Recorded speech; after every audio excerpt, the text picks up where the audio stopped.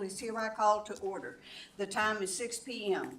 Before we begin, I kindly ask all council members to silence and put away cell phones. If you need to conduct personal business during the meeting, please make a motion to recess. For those participating by phone, please keep your device muted unless speaking. When speaking, please remember to state your name for the benefit of those viewing the live stream. As a reminder, the meeting is being broadcast live. The camera is located at the back of the council chambers above the clock.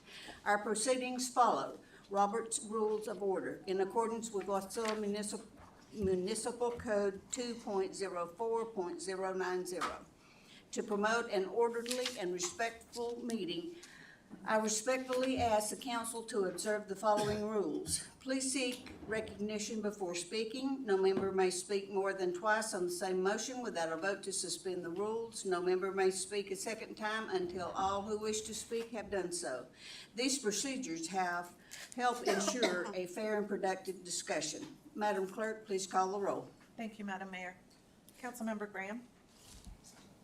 Here. Councilmember Cottle. Here. Councilmember Crafton. Here. Councilmember Velock. Here. Councilmember Rubio.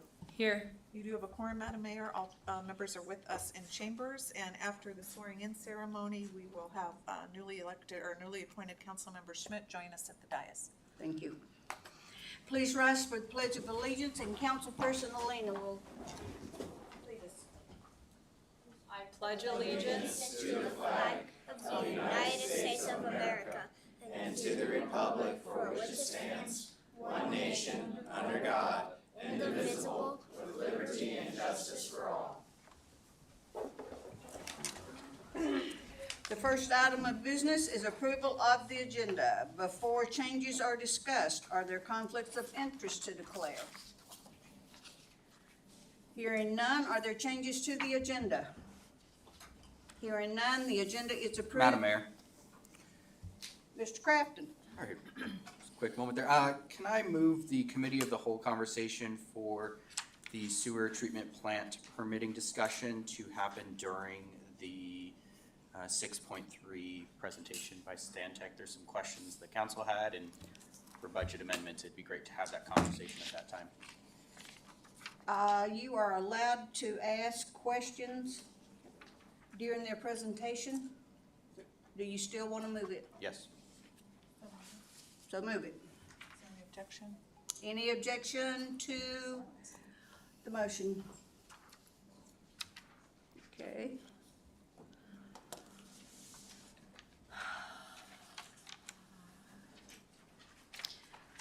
Are there other changes to the agenda? Madam Mayor. Mr. Graham. Thank you. Madam Mayor, I'd like to add an item to unfinished business prior to 9.1, and that would be a committee of the whole to discuss the budget, to get questions answered and clarifications before final amendments are proposed. So I don't know what that number would be, Jamie, but May I make a suggestion? May I make a suggestion through the chair to Councilmember please Graham? do. I do respect that, but we have a main motion on the floor to adopt the budget 25-25. Why don't we just, would you mind, we could move into committee of the whole then, and then come back out and then Sure, that'd be process fine. amendments. Yeah. Does that So work as for long as you? we have a chance to get some clarification on things that have happened in the last several weeks. That works Mm-hmm. through the chair, thank you. Thank you. Okay. Any other changes to the agenda? Hearing none, is there an objection? Madam Mayor? Yes. May I- We spoke earlier, did you want to strike at 6.2? Yes, Yes. sorry. I want to strike 6.2, which is a report from the finance director. And since we're in budget, there's a lot of finance going on. Madam Mayor? Yes. Sorry, through the chair to the council, what we'll do, if that's okay with the body and Madam Mayor, we'll schedule our finance director for the next month, and then we'll just move all of the schedule down. Does that work? Yep. Okay. All right, the agenda is approved as amended. We are now under special orders of the day. Madam Clerk, please read the first item into the record. Thank Thank you, Madam Mayor. That's the oath of office to incoming Councilmember Mark E. Schmidt, Council Seat C.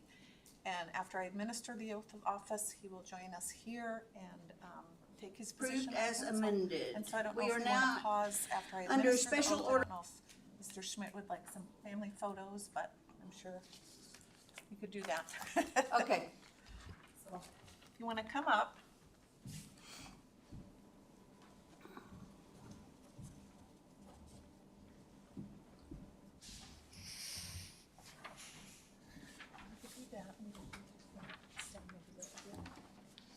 Stand where? That works, right here. You want to raise your right hand, please, sir, and repeat after me. I, Mark Edward Schmidt, I, Mark Ed. George Schmidt, having been duly appointed as an official of the city of Wasilla, having been duly appointed to an official of the city of Wasilla, do solemnly swear do solemnly swear that I will support and defend that I will support and defend the Constitution of the United the States, Constitution of the United States, the Constitution of the state of Alaska, the Constitution of the state of Alaska, and the city of Wasilla Municipal Code, and the city of Wasilla Municipal Code, and that I will honestly, and that I will honestly, faithfully, and impartially faithfully, and impartially discharge my duties as council member discharge my duties as councilman for the city of Wasilla for the city of Wasilla to the best of my to ability. the best of my ability. Thank you, sir.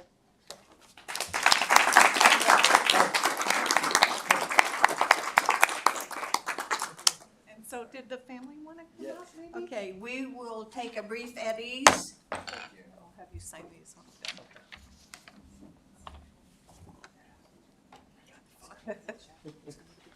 Yeah, first, yeah.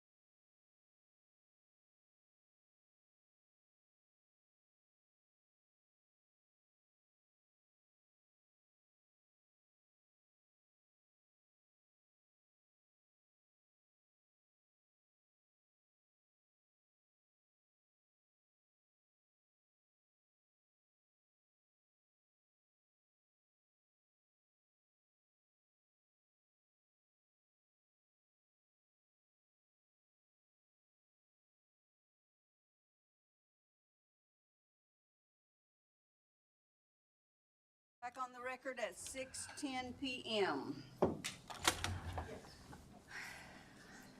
I will now read the proclamation recognizing the State of Alaska Arbor Day. City of Wacilla's proclamation recognizing the State of Alaska Arbor Day. Whereas in 1872, the Nebraska Board of Agriculture established a special day to be set aside for the planting of trees. And whereas this holiday, called Arbor Day, was first observed with the planting of more than 1 million trees in Nebraska. And whereas Arbor Day is now observed throughout the nation and the world. And whereas due to ground conditions in Alaska, the third Monday in May has been designated as Arbor Day annually. And whereas the City of Wasilla has earned national recognition as a 2025 Tree City USA by the Arbor Day Foundation in partnership with the U.S. Forest Service and the National Association of State Foresters. And whereas, as a result of Wasilla's commitment to effective urban forest management, our community joins more than 3,600 tree cities in the United States. And whereas, trees can be a solution to combating climate change by reducing the erosion of our precious topsoil and by wind and water, cutting heating and cooling costs, moderating the temperature, cleaning the air, producing life-giving oxygen, and providing habitat for wildlife. And whereas trees in our city increase property values, enhance the economic vitality of business areas, and beautify our community. And whereas trees, wherever they are planted, are a source of joy and spiritual renewal. Now therefore I, Glenda D. Lefford, Mayor of the City of Wasilla, do hereby proclaim May 19th, 2025 as Arbor Day in the City of Wasilla and urge all citizens to celebrate Arbor Day and to support the efforts to protect our trees and woodlands. Further, I urge all citizens to plant trees to gladden the heart and promote the well-being of this and future generations. Dated this 12th day of May, 2025. Next, I will read a proclamation recognizing May as Older Americans Month. The City of Wasilla proclamation recognizing May as Older Americans Month. Whereas each May we recognize Older Americans Month to celebrate the countless contributions of our older adults and to reaffirm our commitment to ensuring their dignity, well-being, and inclusion in all aspects of community life. And whereas the 2025 theme, Flip the Script on Aging, calls upon individuals and communities to transform how we perceive, talk about, and approach aging by challenging outdated stereotypes and embracing a more inclusive, empowering view of growing older. And whereas Wasilla Area Seniors Incorporated, known as WASI, works year-round to promote independence, engagement, and well-being for older adults in the Mat-Su community by providing vital services such as transportation, affordable housing, exercise programs, meals, and opportunities for social connections. And whereas older Americans bring wisdom, resilience, and a spirit of service that strengthens families, neighborhoods, and our entire state, and deserve to be seen not as a burden, but as a valuable contributors and active participants in the life of our communities. And whereas flipping the script means honoring older adults, lifelong achievements, celebrating their continued potential, and ensuring that they have every opportunity to live with purpose, dignity, and connection. Now therefore I, Glenda D. Lefford, Mayor of the City of Wasilla, do hereby proclaim May 2025 as Older Americans Month in Wasilla and encourage all citizens to join in recognizing the contributions of older residents, promoting inclusive perspectives on aging, and supporting the vital work of Wasilla Area Seniors Incorporated, dated this 12th day of May 2025. So if you ladies would like to join me, please.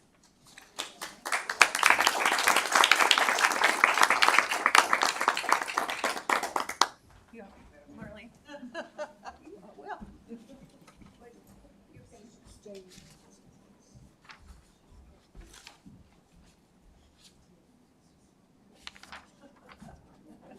In the back here.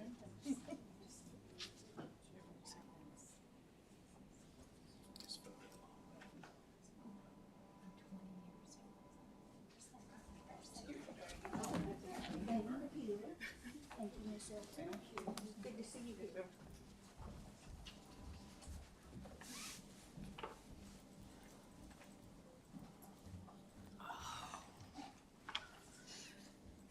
Okay, next we are on to commission and agency reports. Wasilla High School Student Representative, please come forward, state your name, and present your report.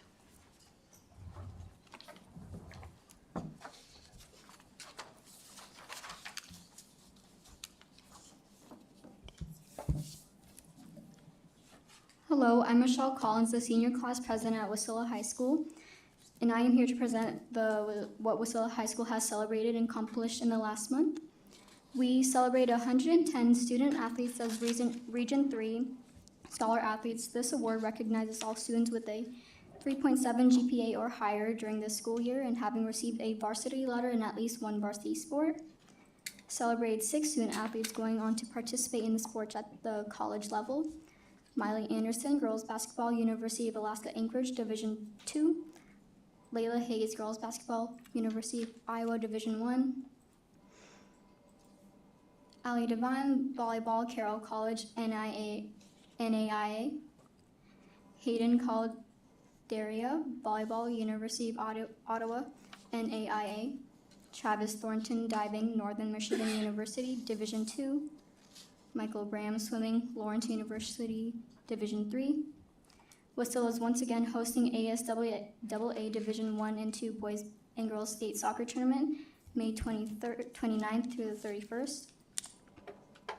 Wasilla is actively fundraising for a Veterans Memorial Stadium Light Project, and I do have the letter right here. Dear community supporter, on behalf of Wasilla High School, I am reaching out to request your support for an urgent and impactful project at Veterans Memorial Stadium. Our effort to restore and upgrade the lighting system that is essential to both safety and visibility during events. Currently, the stadium is operating at only 60% lighting capacity, which compromises not only the quality of our evening events, but also the safety of our athletes, officials, and spectators. In order to fully restore lighting to proper standards, we are seeking monetary or in-kind donations toward the purchase of new lighting bundles. The estimated cost for necessary materials is approximately $120,000, with labor costs still to be added, which has been estimated to be around $50,000. Given the potential for delays in shipping equipment to Alaska, it is our goal to raise these funds as quickly as possible so the project can move forward without impacting upcoming sports seasons. This lighting upgrade has been on the Matanuska-Susitna Borough School District's deferred maintenance list for several years, but we were recently informed that no district funding will be available for this project during the 2025-2026 school year. As public education faces increasingly difficult decisions, including budget cuts, program reductions, and the loss of valued staff, we know that waiting for funding that may never come is not an option. Wasilla High School proudly hosts 3 ASAA state tournament events, including Division I and II boys and girls soccer, Division I girls flag football, Division III football championship game. These events not only showcase student talent, but also reflect our community's pride and hospitality. Having a safe, well-lit stadium is essential for maintaining that standard of excellence. We invite you to contribute in any way you can, whether through a financial donation or an in-kind donation of materials or services. Your support will directly enhance the safety and experience for thousands of students, families, and fans who gather at Veterans Memorial. Any questions, contact Activities Principal Stacy Rustad. And then moving on to the Class of 2025 stats. The Class of 2025 received over $5.5 million in scholarships to college and trade schools. The Class of 2025 was responsible for obtaining 244 CTE certifications, which are industry and nationally recognized. 51 of the 152 graduates are graduating with a GPA of 3.5 or higher. This exceeds that previous class by 7%. Girls basketball, hockey, and cheer won the ASAA Academic Award for highest overall GPA. Back-to-back state and region champions in volleyball, region champions in boys basketball, region champions in basketball cheer, second state finish in girls basketball. Thank you. Thank you.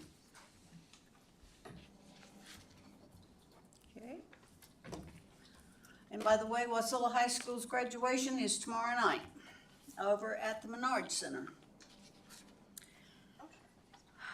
There is no ordinances for public hearing, so we'll proceed to persons to be heard.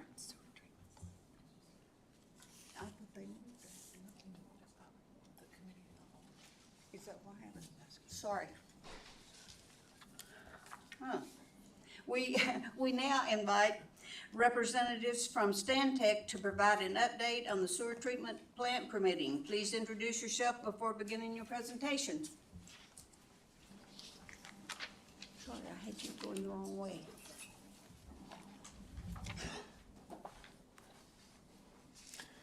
Good evening. I'm Dean Sitta with Stantec Consulting. This is Stephanie Sheevel with Stantec Consulting. We're here to give you an update on projects we're assisting the community with at the Wasilla Wastewater Treatment Plant.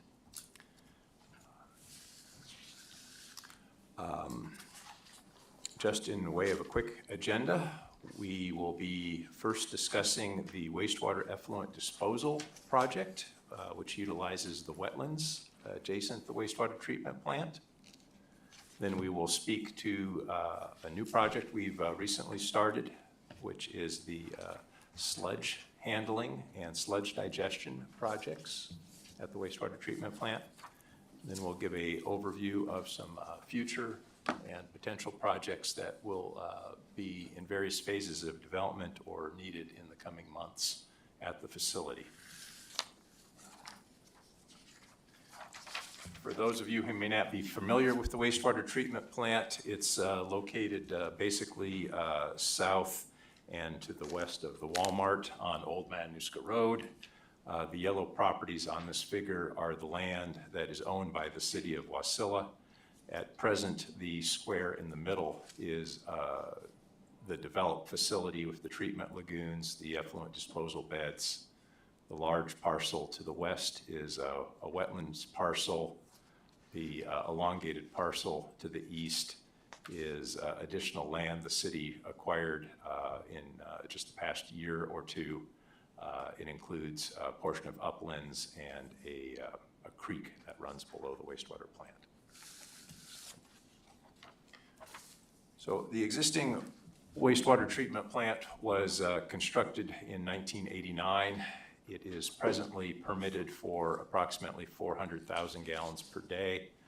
The city is pushing up against that permit limit using just about every gallon of the permitted capacity. There are presently 4.5 acres of aerated treatment lagoons and 9 acres of percolation beds, those rectangles, cleared lawn areas at the bottom of the photo. Those percolation beds have essentially failed at this point.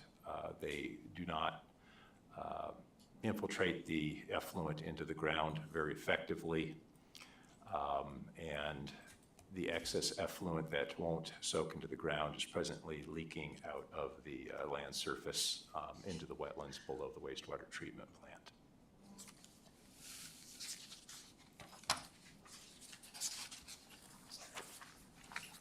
So right now, the effluent that is applied into the beds is essentially being directed to the groundwater below the water plant, which is putting some of the nitrate and ammonia constituents into the groundwater. Now that is permittable, and the city does have a permit for that, but because the percolation beds are undersized, it's not working very well, and occasionally the city is approaching the trigger limits for its wastewater discharge permits. The purpose of the effluent discharge project is to provide a solution to both the short-term capacity needs for the facility and to mitigate the discharge into groundwater. So how do we increase that capacity while improving the water quality? We're proposing to do that with the wetlands discharge project. As I mentioned before, most of the land the city owns that surrounds the wastewater treatment plant is wetlands of various nature. The soil, the vegetation, the bacteria in the wetlands have a natural affinity to treat low-level wastewater effluent. They will consume the nitrates, the ammonia, the various nutrients from the wastewater. They clean the water in the process, and then the water itself continues filtering through the wetlands where it accumulates in the stream feature and then travels off the property to the east.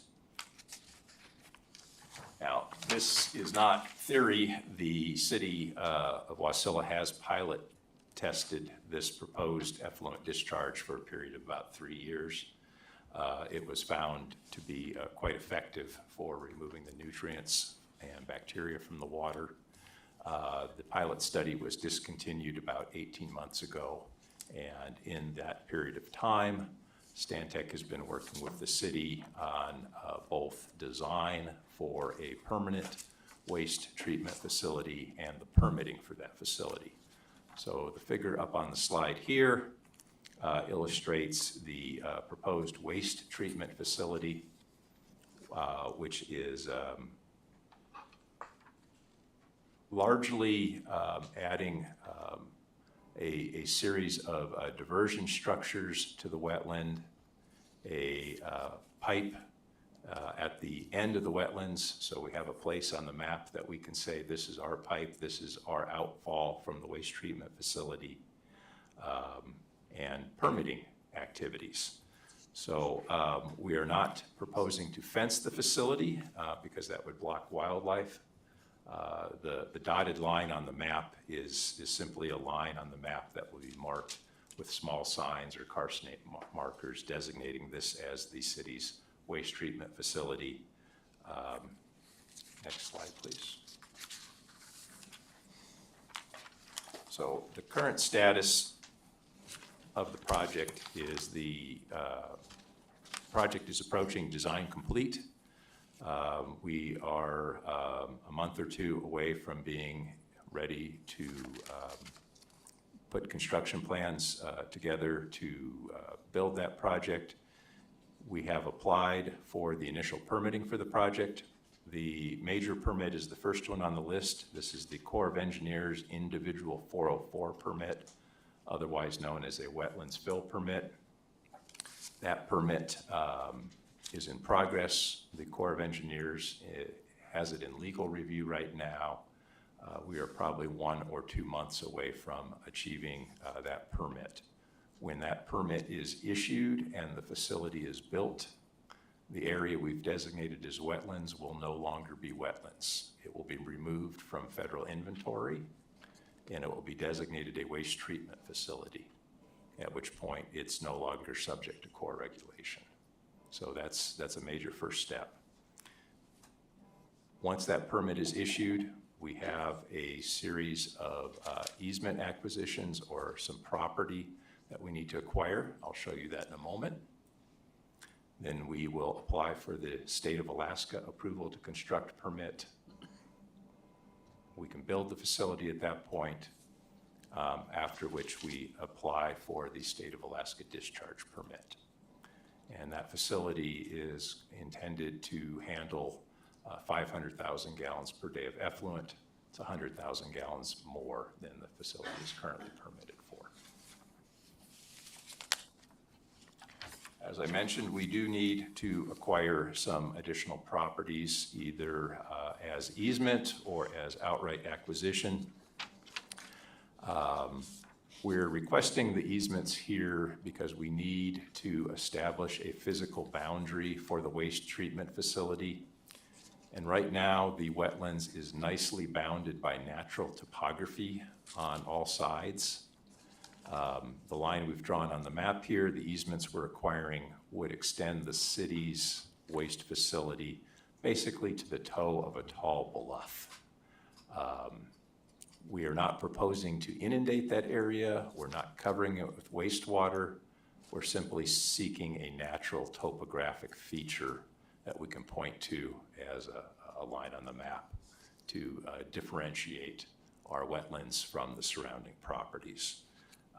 We will mark it with signage, but again, we're not covering it with water. We're not raising the water levels. We're trying very hard not to change the natural conditions of the wetlands.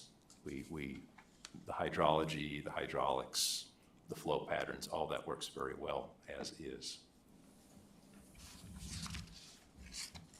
Okay, and as Dean said, we're pretty much ready to go pending the easements. If we don't get those easements, we'll have to kind of come back and figure out exactly what that'll mean for the project.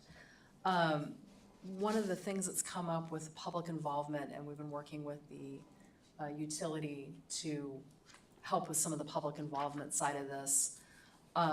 We had a meeting back in December. People were interested in having their drinking water wells sampled because obviously that's a big concern.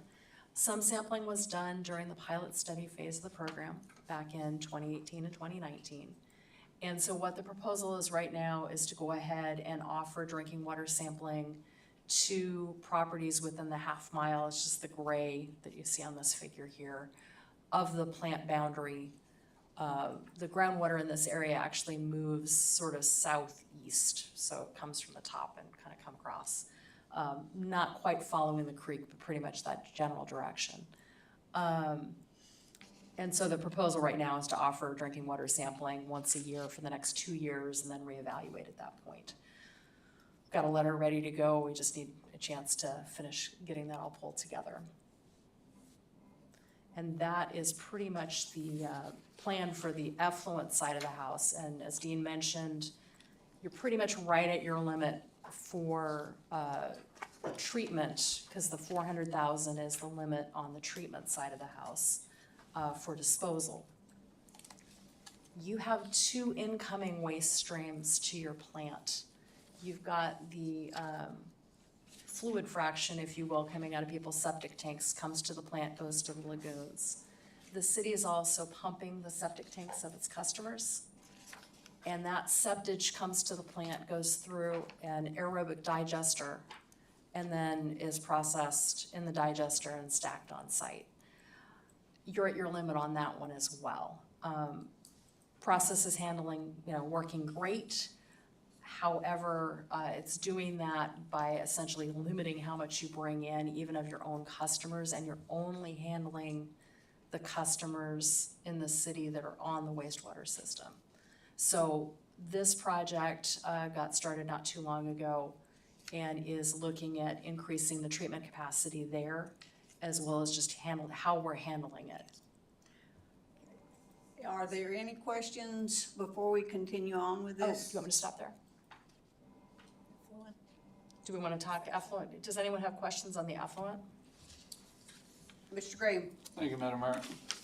First question would be is the definition of wetlands. I know that's been a big thing lately with EPA defines it one way and Corps of Engineers defines it another way, and there's been some. Well, so what we're talking about here would be, take that. oh, you want to take it? So the wetlands have varied in their definition from administration to administration, regulation to regulation. The wetlands in the properties owned by the city are being called as such because they are permanently inundated with water.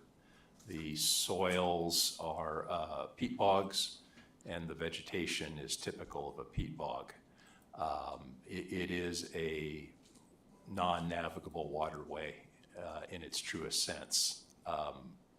Other wetlands such as agricultural fields, ditch bottoms, drainage ways, man-made constructions, that's what we are re-examining the definitions of. But no, these are presently jurisdictional wetlands and have been under all interpretations of the law since the beginning of the acts. So none of that has changed, thank you. And then you talked about the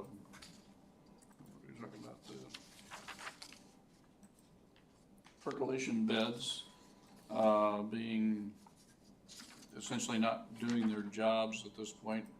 I can remember several years ago a contractor out here advertising some sort of service, I think it was called TerraLift, to come in and work on residential drainage fields. Is there a way to rejuvenate these percolation beds, or are they kind of end of life and we're just gonna work around it? So the problem with this set of percolation beds is actually geological. When the facility was originally designed in the late 80s, it was not realized that there was a thick silt layer, an aquiclude under the percolation beds. So these beds are basically built just a few feet over the top of a waterproof layer. And when the effluent is applied to the beds, it saturated that soil and they failed almost immediately. Any flow of more than 80 to 100,000 gallons per day saturates the beds, and at that point they start leaking out the bluff below the facility. So it's more of a geologic problem than anything else. So the beds are working at 25% of the needed capacity at current Correct. levels, is that? Correct. And then under the, let's see what we got here. On the proposed construction, there's a couple of dikes there. What's the height of those dikes? I mean, is that a 20-foot dam? Is that a 8-foot road bed? Is that- 18 to 30 inches. Okay. They're quite short, and they're actually constructed out of a combination of washed drain rock and a plastic egg crate material. They're intended to be very lightweight, and we're looking to just redirect some of the flow and not block it completely. Okay, so the majority of the dike is actually underground. Correct. I mean, digging in and filling in with a different type of material. No, the typical, where these dikes are going, the water depth is 2 to 4 feet. And that is the depth we are looking to impound. And then we're putting a little bit of freeboard on top of that. So the overall height of the plastic material and the rock will vary from 4 to 6 feet, 2 feet of which will be visible on the surface. Okay, thank you. And then when it comes to the water wells, 13 wells sampled in 18 or 19, 2018, 2019. No sampling since then? I mean, we've been doing a ton of work out there. The drinking water wells surrounding the property are not part of the city's normal compliance routine. These are private drinking water wells outside the project limits. The city does sample its own wells and monitoring wells inside of the property. Also, we discontinued the pilot study discharge about 2 years ago now, and there has not been any testing outside of the project limits since we discontinued the pilot study. We're not presently discharging to the wetlands. Okay, so one last question before you guys move on. Thank you for indulging me here. What is the role of Stantec when it comes to the city? I mean, is your contract just limited to what you're seeing out there and what we're trying to do? Or as you're seeing things out there, are you going to Public Works and saying, this is not code, this does not meet current regulations? I mean, what is the scope of your work, so to speak? I know what you're Sure, trying to deliver, sure. but in the process of trying to deliver that, certainly you're gonna find, rafters or rotted or, something that is not up to code. Are you advising the city of that? Are you telling the city, hey, we need an extra 50 grand if you want us to tell us, if you want us to tell you what's going on? We have 2 contracts with the city for wastewater services. The first is for the effluent disposal project, the second is for the sludge project. There is a specific scope associated with those, but as each of these projects is performed, we do a condition assessment and survey of existing conditions. And where we have found deficiencies, items, problems, we've notified the city of those. That would be part of our normal scope of services. So you've notified the city and proposed a solution, or just notified the city? Depends on the problem. Well, I'll use an example. It's really getting into the second project. But as part of the sludge project, we reviewed the existing facilities, we did site investigations, we examined the blowers, the electrical systems, the generation. We've identified the fact that the generator, the standby generator, is probably undersized for the facility's needs. That will be part of our report. Now, whether the city wants to do something about that and pursue a fix, that will be on the city for them to communicate that back to us. And if the city did, for example, want us to design a replacement generator or a larger generator, that would be additional services, and that would be done as a change order to my contract. Thank you very much. Thank you, Madam Mayor. Any other questions? Mark? Yeah, so what I'm looking at is, we're increasing quite a bit of land here, and we're only increasing from 400,000 gallons to 500,000 gallons, is that correct? Yes. Now, there are two treatment considerations at the lagoon, at the wastewater treatment plant. The aerated lagoon system is the primary treatment, and it is taking the raw sewage from your septic step system, aerating it for a period of about a month, and it treats most of the wastewater outright. The wetlands is being used as disposal. It's polishing, it's providing the last 20% of treatment, and it's the disposal. It's where we're putting the effluent. The lagoons can treat 500,000 as is. The wetlands hydraulically can only handle 500 to 600,000 gallons of effluent a day before it will channelize, will develop streams, and then we just have a stream of untreated effluent that rips right through the wetlands. So even though the land area is much, much bigger, it's hydraulically limited by how much flow the vegetation can handle before the vegetation starts being damaged. So one more question on that. So if our 400,000 gallon capacity is maxed out, is what you're describing, is 500,000 going to take us very far into the future with what we've got going on?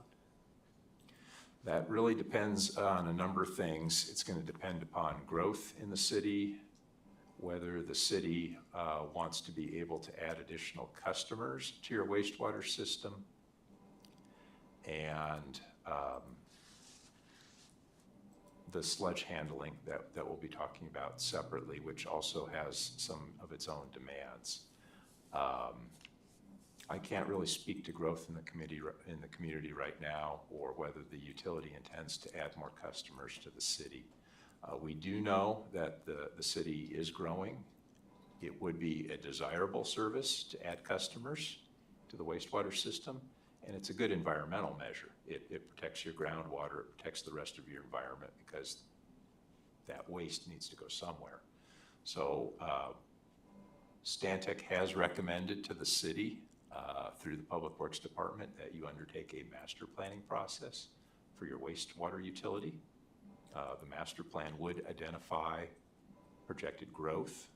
It would identify the number of customers you have today, the number of customers you will have in 10, 20, 50 years, and provide recommendations for how we take your current facility, plan for expansion and growth, so that we can put those customers on the system. Thank you. Mr. Graham? Thank you. So you talked about untreated effluent. So there are different stages of treatment, right? I mean, there's a primary stage, second. When you Yes. talk about untreated effluent, what are we talking here? We're talking Your- raw sewage? What are The we septic talking? tank effluent coming from your collection system is basically raw sewage or untreated sewage. So when we're talking untreated effluent, that's what's coming into your facility. Then your lagoons are providing primary and secondary treatment. The wetlands provides a finishing step. So we're still gonna, when you say we're gonna have untreated effluent in streams on the property, we're talking about, Oh, If, effluent that has gone through the lagoon and just is not absorbed by the, so, the beds, right, is that right. right? If we were to exceed about 500,000 per day in the current treatment system, that effluent would go through the wetlands with very little additional treatment on the way off property. And it would no longer meet your discharge permit limits at that point. But we would not be in a situation like Palmer was several years ago, where the aroma of the septic plant was overwhelming to the local residents. No, most likely not. You have the advantage of, a couple thousand feet of wetlands here that provides quite a bit of attenuation buffer treatment. It can handle a lot. We're just trying to make sure that it's sustainable, so that when the operators do their compliance testing at the tail end of the facility, they don't have any notices of violation. Thank you. Any more questions? Thank you. Continue. Okay, so I get to talk about the stinky stuff, by the way, because it's the sludge usually since it's non-aerated, that usually smells pretty bad, and that's, well, let me use, I'm gonna back up here, this slide here. So you've got the incoming sewer line up here at the top of the screen, and that's the part that Dean was talking about. This is what's going off to the lagoons and being treated there. Then you're bringing in your septic trucks, right? They're pumping out your tanks. They bring it in to this building right here, the septic receiving building. And then it goes to an aerobic digester where they add air and basically maintain the biology to eat the sludge, is basically what you're trying to do. So that's the project I'm looking at. This is the top of your digester. It used to be that they just put it straight in the top. And after, the plant started growing, that's when they added the lagoons and they added the different systems here. So what we're looking at, again, you're at your limits. We're trying to look at your capacity and how we're handling the solids that come out of the system when it's done processing. What we're working on right now is what we call a preliminary engineering report, a PER, where we're looking at various alternatives, what we'd recommend, and trying to come up with laying that out for you. We're looking at digestion expansion, so an additional digester. Part of what that lets you do is work it in batch mode, so that instead of constantly taking some out, so that, when you think about it, while it's mostly digested and it'll meet your limits, some of it hasn't been there very long, right? So when you're pulling it out all the time or every 10 days, it's something in there only was in there for a day. So we're looking at doing it in batch mode, so that you would fill a tank, let the other one let it process while you're filling the next tank, and that way you're getting better digestion, and you also have that additional capacity. We're looking at dewatering systems. So right now what they're doing is from the digesters, they're put out to beds, and then that the liquid fraction then soaks into the ground, contributing to the nitrate issue that Dean mentioned. And when it's dry enough, then they empty out that bed, they stack it on site. There are mechanical dewatering systems that basically press the material so that you get what they call a cake. It's not 100% dry, obviously, but it is much drier. The liquid fraction then gets sent to the lagoon, so it's processed additionally. And then that cake can be removed either on site like they're doing now or sent to a landfill. And then we're also looking at how to take what sludge is accumulating in the lagoon and processing it through the same system so that it benefits from it as well. The researcher or not research, but the design and all that we're doing right now is being covered by a EPA grant that the city's received. So that project, we're working on the PER, like I said, right now. Once we get that done, it gets reviewed, design concepts get confirmed, everyone decides that that's what we want to proceed with. We'll go through design. The goal is to have actual construction documents by February. And then from there, they can solicit and construct, hopefully in 26 and 27. Now, what that'll look like, whether we have to phase it Depends on the cost and what money's available for that. The goal there, again, is just to handle what the city is receiving today.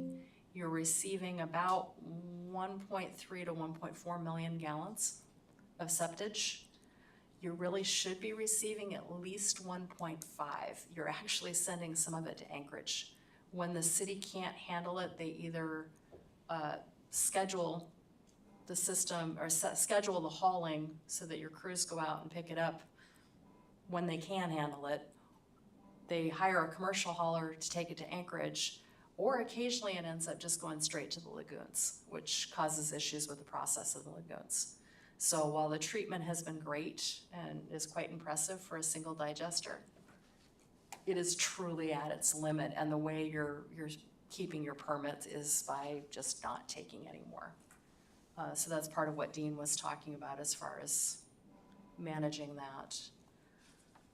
Which brings us to the other projects. You asked about which ones and the kind of things that have been identified. I'm gonna skip to this slide. Actually, maybe we'll just pause if you would Yeah, like I to can- take questions on the sludge project. Madam Mayor. Mr. Crafton? Thank you, Mayor. So you said you wanted the construction you're looking for is to handle what we're bringing, basically what we're utilizing today? It will increase it some, but the goal minimum is to make sure that you're handling what you should be handling today. So right now, like I said, some of the waste is actually diverted straight to the lagoon. It doesn't go through the digester. And some of my understanding is, and the amount's a little nebulous, but we think it's right at that 100,000 gallons, is that when you can't haul and should have, or they're your customer, it's going to Anchorage. A commercial hauler is involved to take it to Anchorage. If a customer needs an extra, if you're supposed to haul them once every other year and they call and they say, hey, we'd like to be emptied now, frequently they're told that they have to use a commercial hauler. Commercial haulers have to go to Anchorage right now. So the idea is to at least get you to a point where you're handling everything from your customers. And then we'll talk a little bit about upgrades to that. We can't increase you a whole lot more because of the discharge. This is where the master planning comes into play. One, I couldn't guess what size you want to be able to handle, because I know there's an issue with not having local receiving stations. But you also don't have the ability to get rid of the liquid fraction. If you bring in 20,000 gallons of septage, you pretty much need to plan for 20,000 gallons of liquid coming out of that to your lagoons. You're gonna pull out, I wanna say it's 10 to 20%, but throw in some rainwater and other things, you don't have the capacity right now in your disposal system to go much larger. So if I could continue, Mayor, just to make sure I'm understanding, basically the goal of what you're showing us right now is to essentially just get us up to what we should be right Pretty now, and that you're saying we need a master plan to do future planning of where it should be, because Right. I'll look at Eric here, because last year we put money in the budget to do that. So our master plan should be in the works. I believe it is. And that, because that's my question is, why aren't we only doing the minimum when we know that as soon as we do the minimum, we're technically at capacity again? We really haven't. I mean, You'll at that have a point, it's little bit, almost like, why even bother? Why not just say, hey, so if we just said we're not gonna do some of these minimum upgrades to get us to our capacity right now and just shoot for trying to get to where we wanna be in the future? I know, it might not be able to be something you answer, I was just. I was Eric? gonna say, we'll let Eric take that one. I probably could, but we'll let him do it. Yeah, through the mayor. So unfortunately, this circuitous route has come with us working with DEC on how they'll permit it for us. So we have this existing facility, and upgrading your facility permitting is the path versus trying to permit a whole new facility. So we've talked about how important the wetlands are to us. We've talked about the flows that we're receiving now and what we can get out of the current lagoon treatment. Talked about how the sludge process is far too small. We need to add to that. What you're going to hear in a minute is the next step, which is adding a more condensed treatment system that will allow us to go back to DEC and have a bigger discharge amount. The better we can treat with, what's the right word? The lagoons are very spread out, take a lot of space, they're very slow. A new system that Dean's gonna talk about has a smaller footprint and allows us to have a higher throughput as soon as we can permit the wetlands where it's gonna go. So it's a kind of a chicken and an egg. We have to have a legal place to discharge the treated water. We have to have the permit to allow us to discharge it with the current system that we have. That's what we're operating with every day. So we're working through DEC's permitting process for that. We can go back upstream and treat it even better on site. And then we can ask for a higher discharge amount, showing that we can meet those requirements further upstream in our system. If we could switch them automatically, we would go to a different system. But right now, since we have discharges coming every day, we have to make sure that we meet those requirements today, and then we can move forward with a higher technology that we'll talk about in a minute. I'll save questions until we hear the rest. Thank you. Mr. Graham? Thank you. So if you could go back to the picture that you were just on for the majority, there it is right there. What is that excavated area there? It looks like it's been there a long time. That's Is the that- drying bed.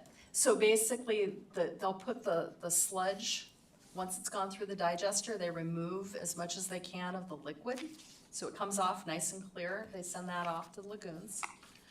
And then the settled sludge gets put out here. What you're seeing is, this was in the spring, they had, it was nice and clean.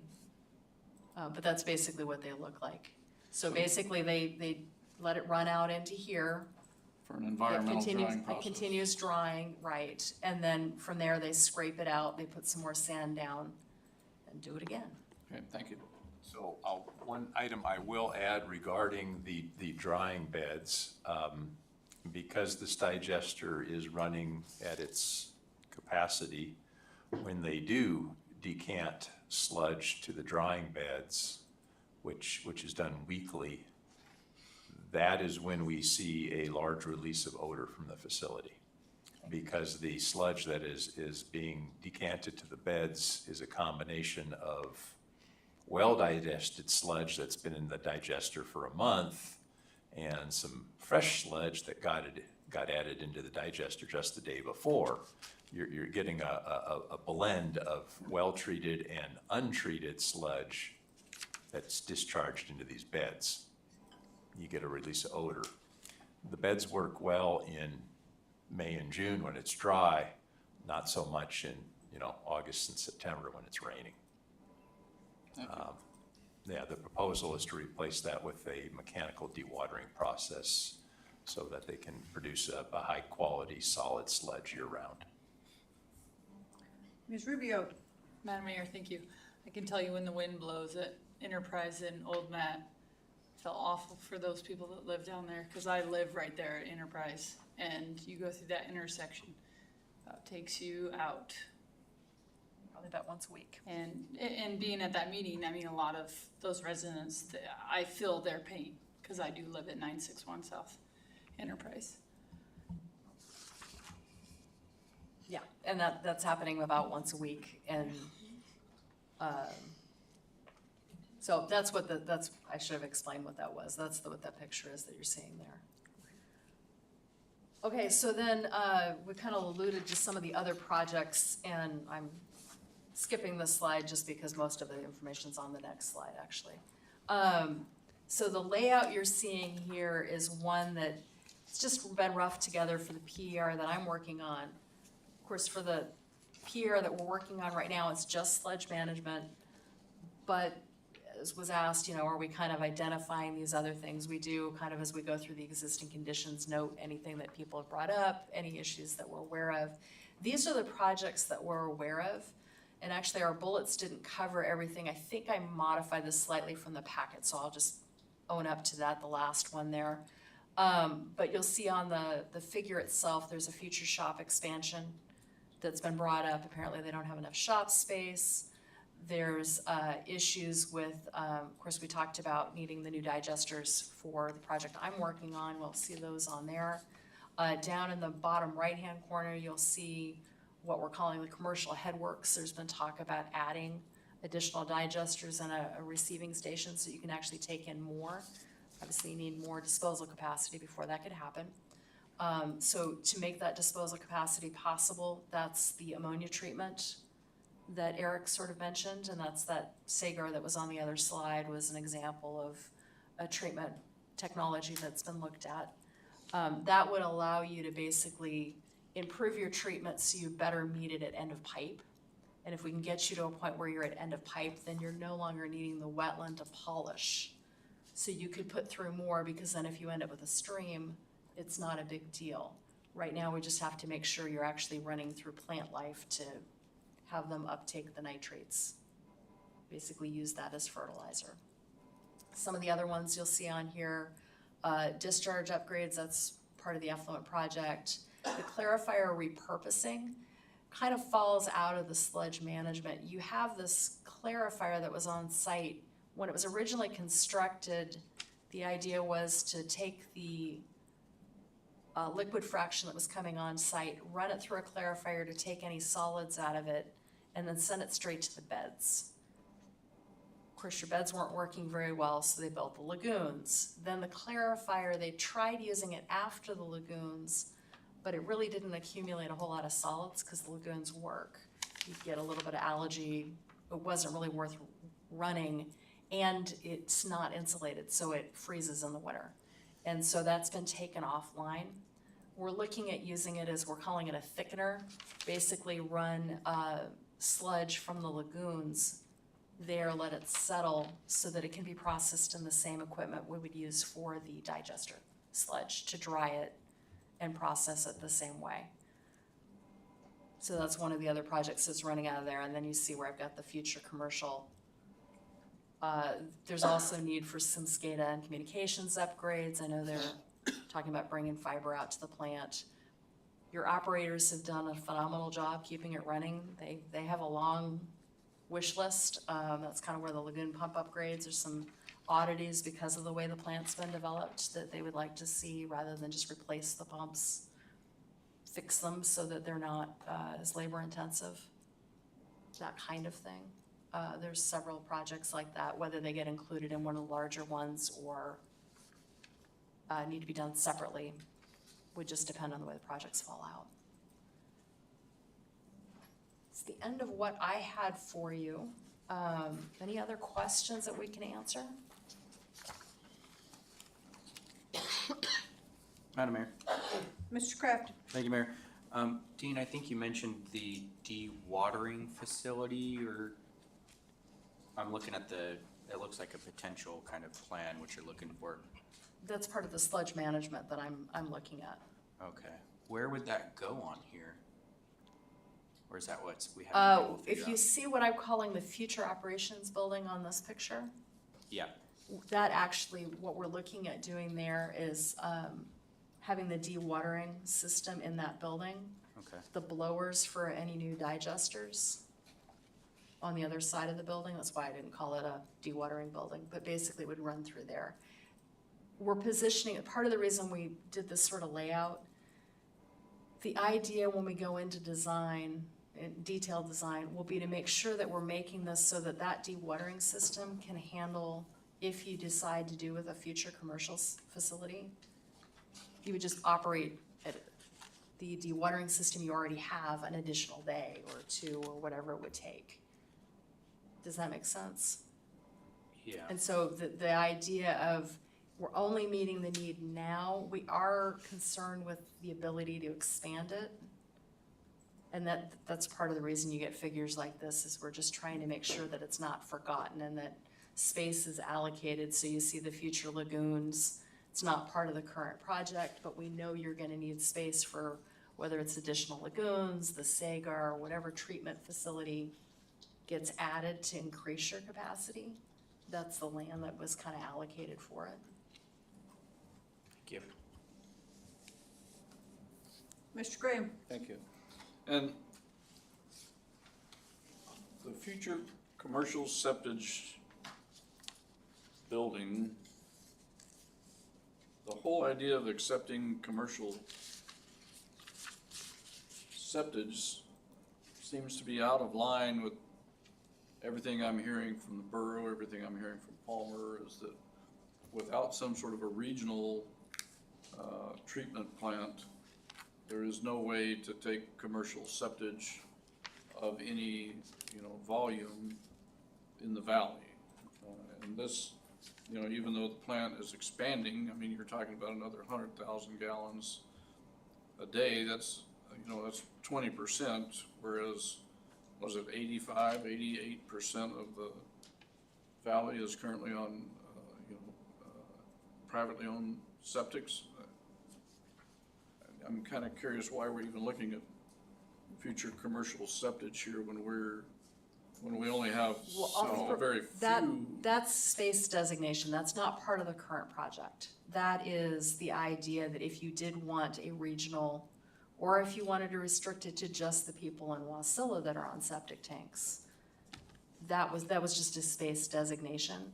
You probably would not want to be running them through the same receiving station that you're currently have your city crews using.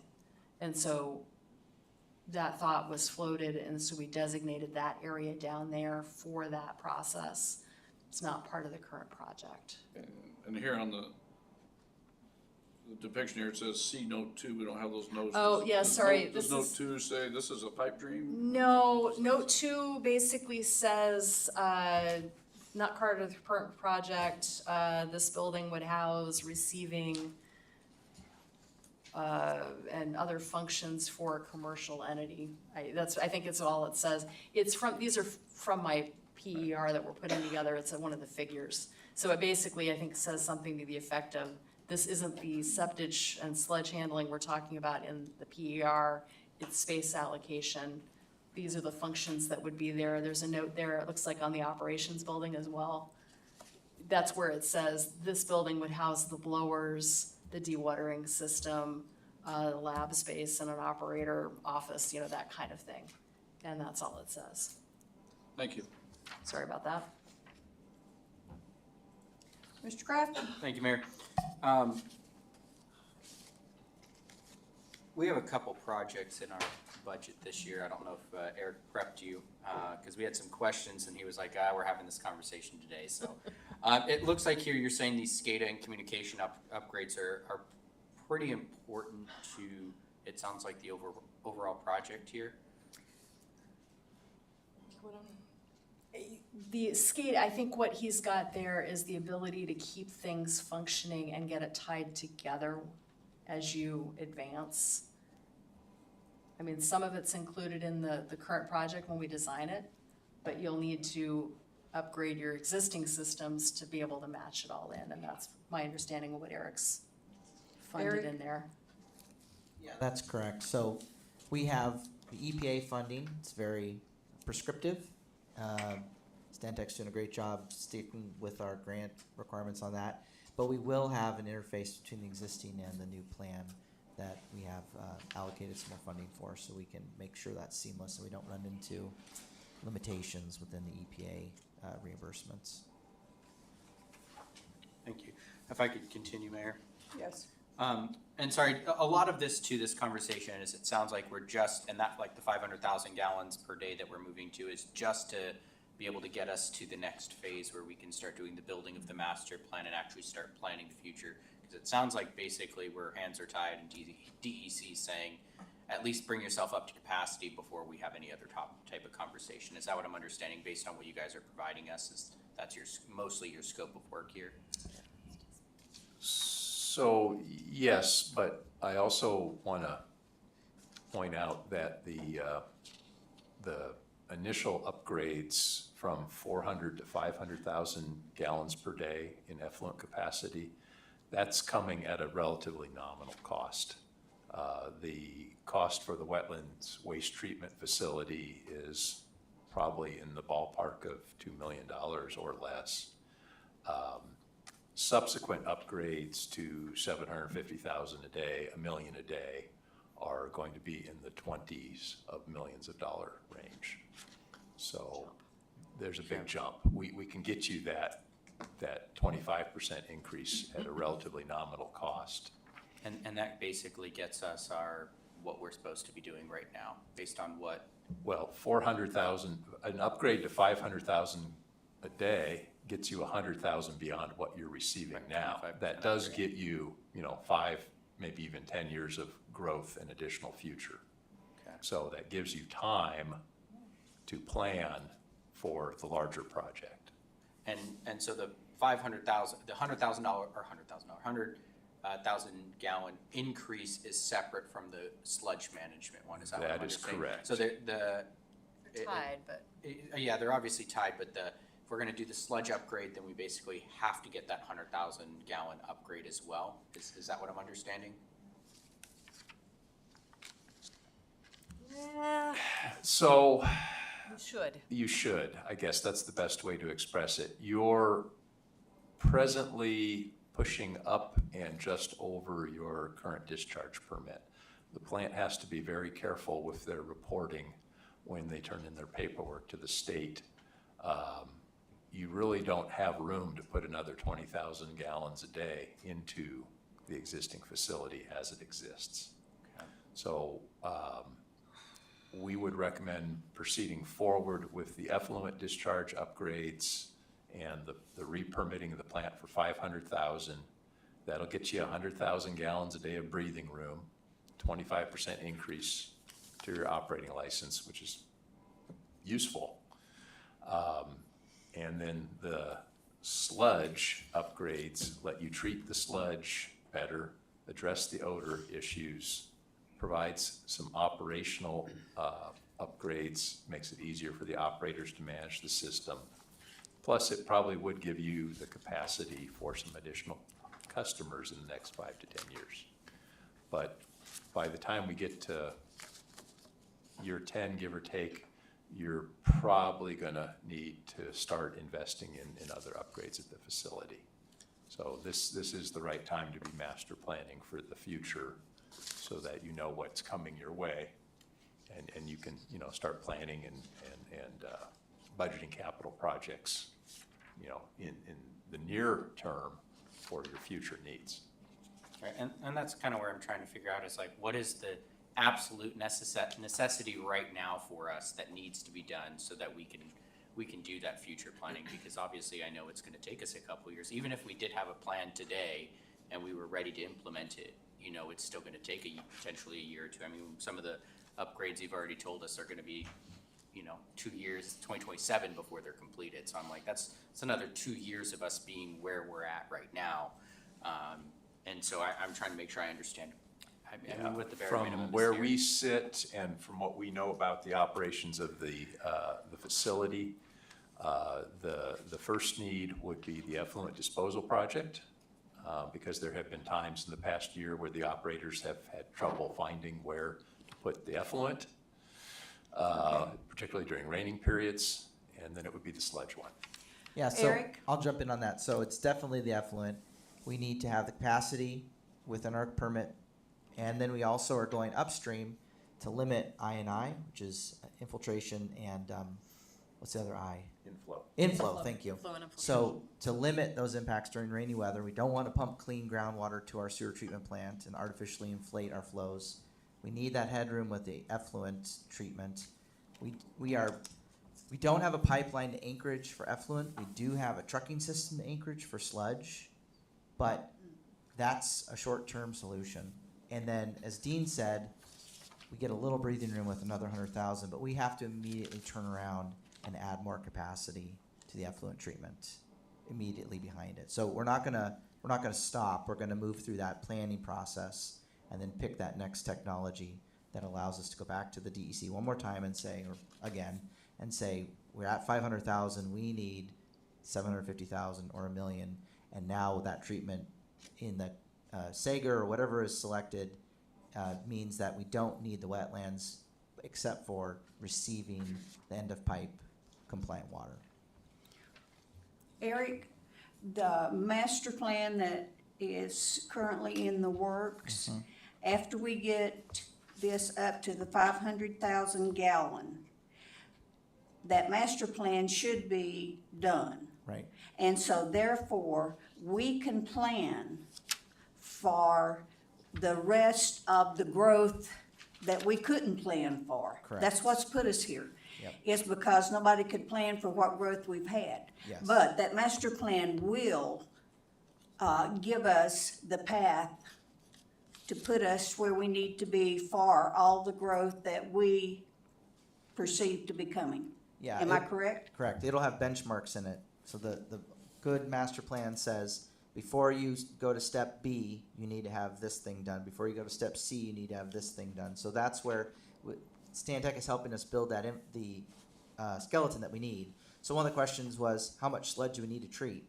We've had to divert sludge treatment from our customers to the point that we don't even know when they're doing extra pumping. They've called us and said, can you pump us? And we say no. So they just do it themselves. So we've had to rework those numbers and go back to those contacts and say, how many times are you actually having to go just do it yourself?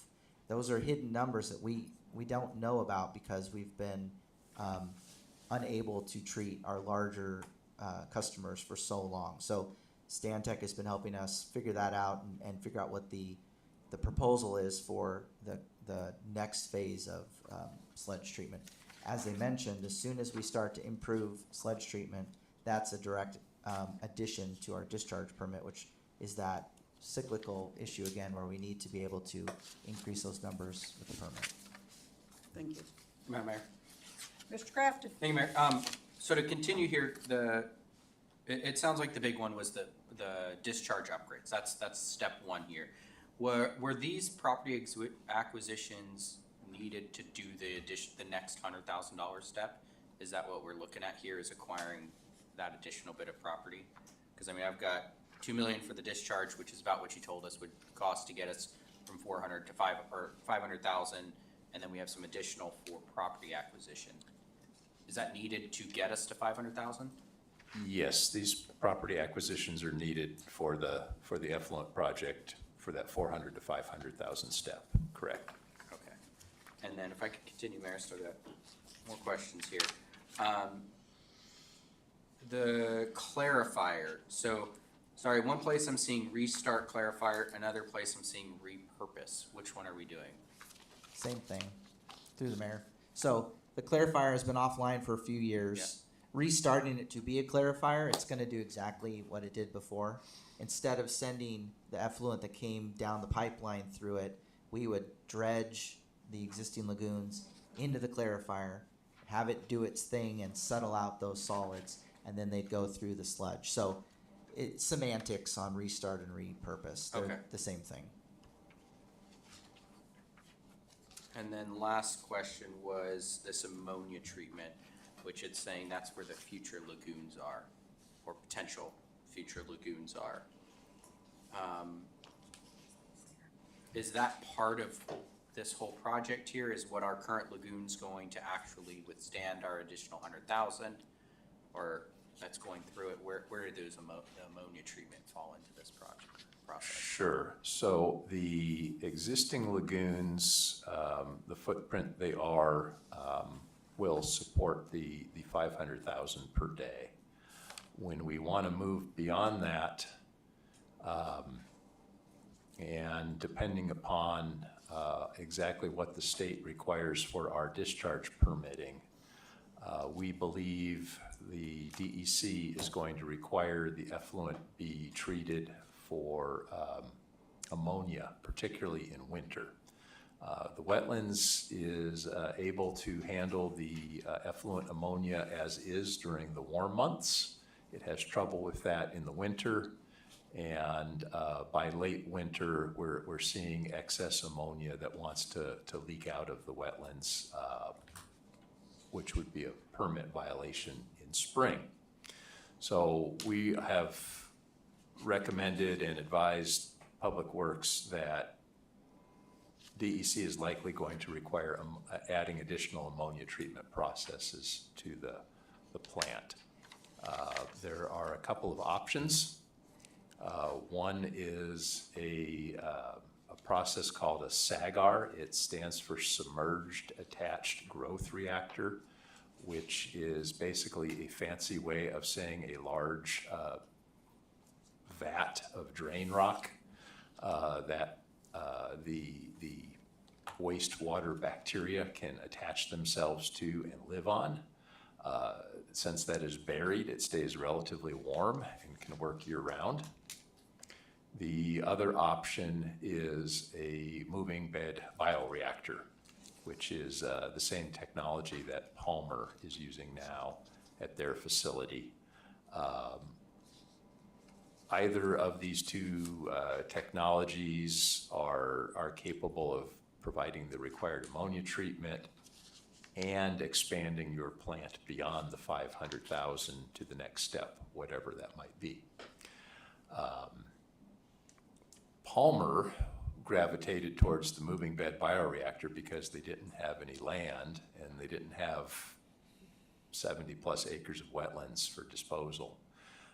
That is a fairly energy intensive process. It requires a high level of operator care and intervention. It may, however, be ultimately the correct solution. Stantec has proposed to the city previously that the two options be investigated and compared against each other in a life cycle cost basis.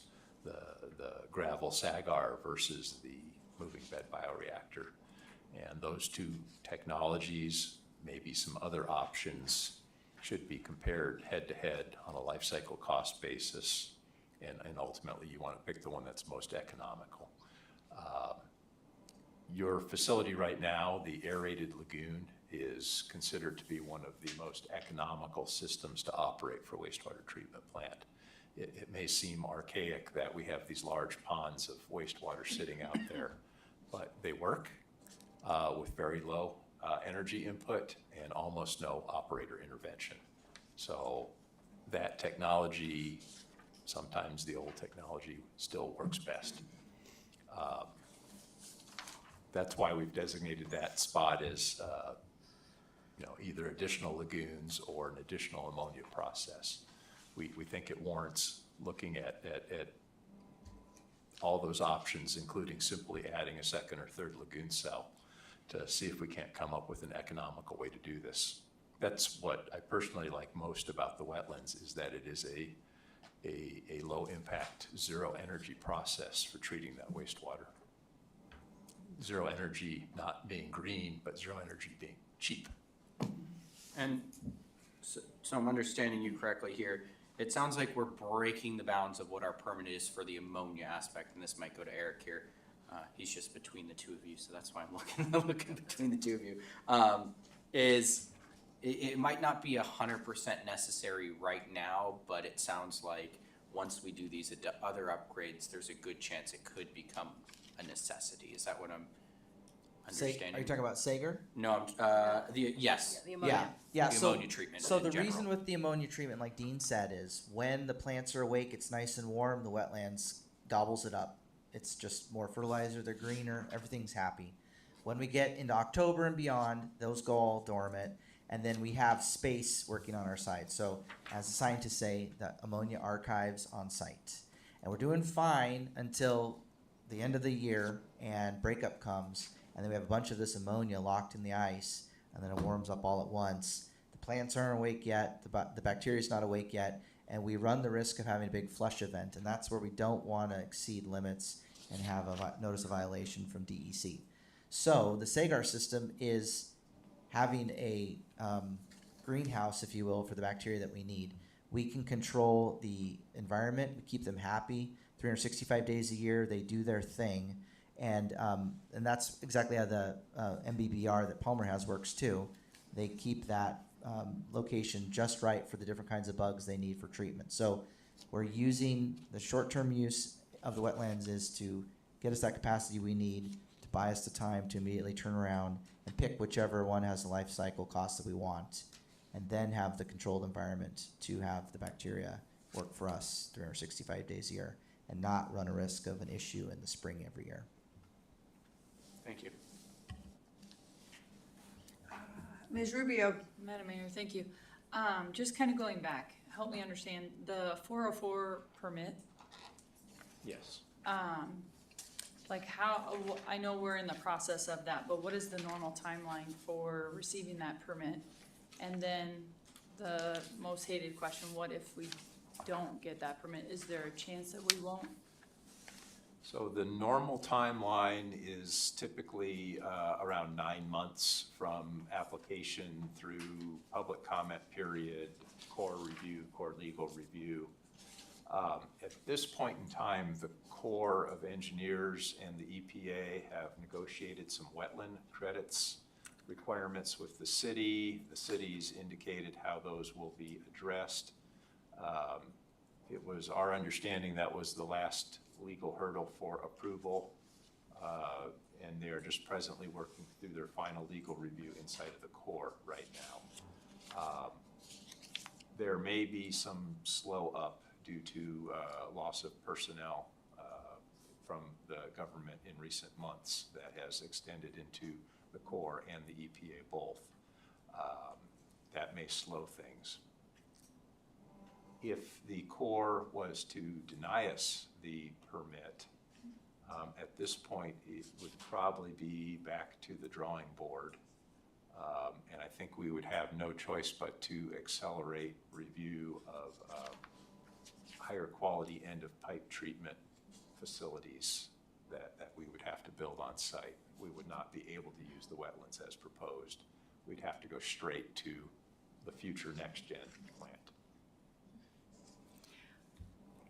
Is there any other sewage treatment plant in the state that is using this, I'm gonna say technology of the wetlands and whatever at this time?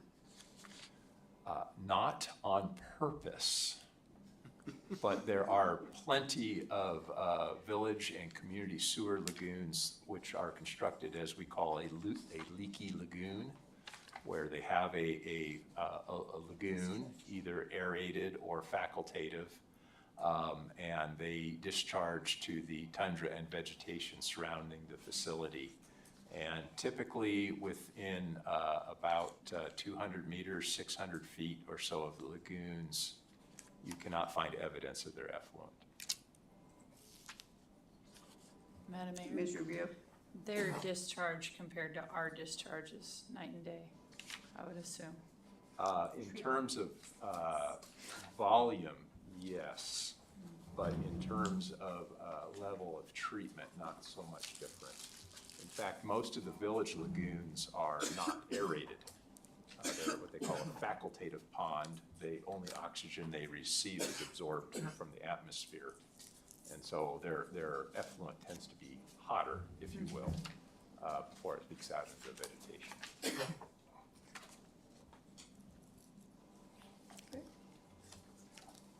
Any other questions? Thank you. Okay, I appreciate your time, and I hope this has been informative. We've enjoyed it. Thank you for having us. Absolutely.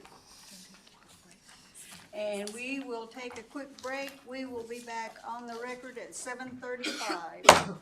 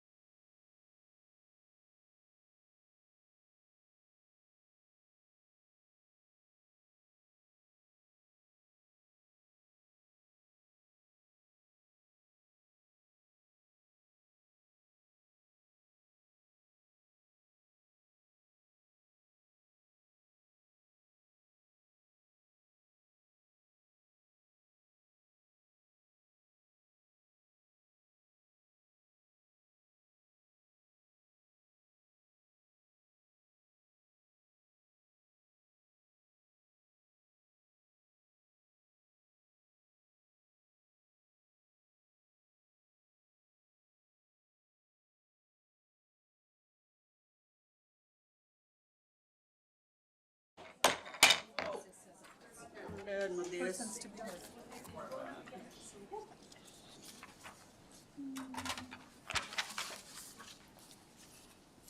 We are back on the record at 7:36, and we are on to persons to be heard. It's a time for members of the public to share their views with the council. This is not a question and answer period or a time for dialogue. Speakers may be referred to administration, or issues raised may be taken under advisement by the council or administration.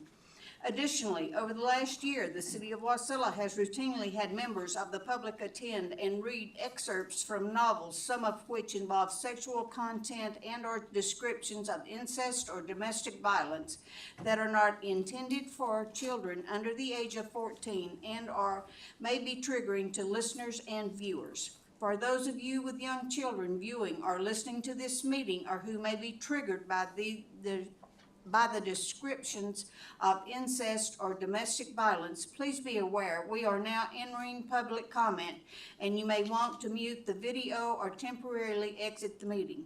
We will notify the public when public comment has ended and council is moving on to the next item on the agenda. For those of you participating in public comment tonight, I respectfully ask you to remember that our attendees, viewers, and listeners may be under the age of 14 or victims of domestic violence and are not choosing to read the passages that you are choosing to read to them. The first one is Miss Elsie.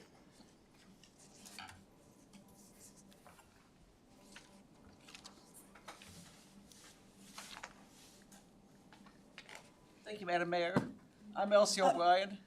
Turn your mic on, Elsie, right? Here. Yep. You're There. good.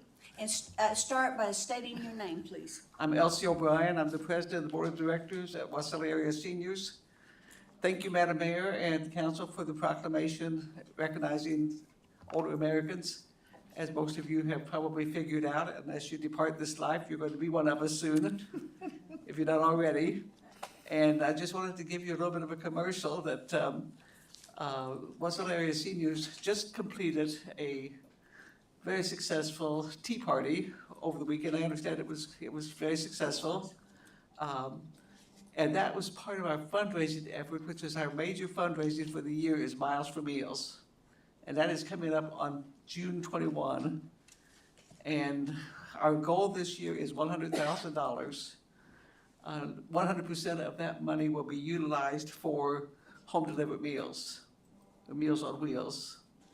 We serve area from Willow all the way to Sewer Meridian and sometimes beyond, depending on individual situations.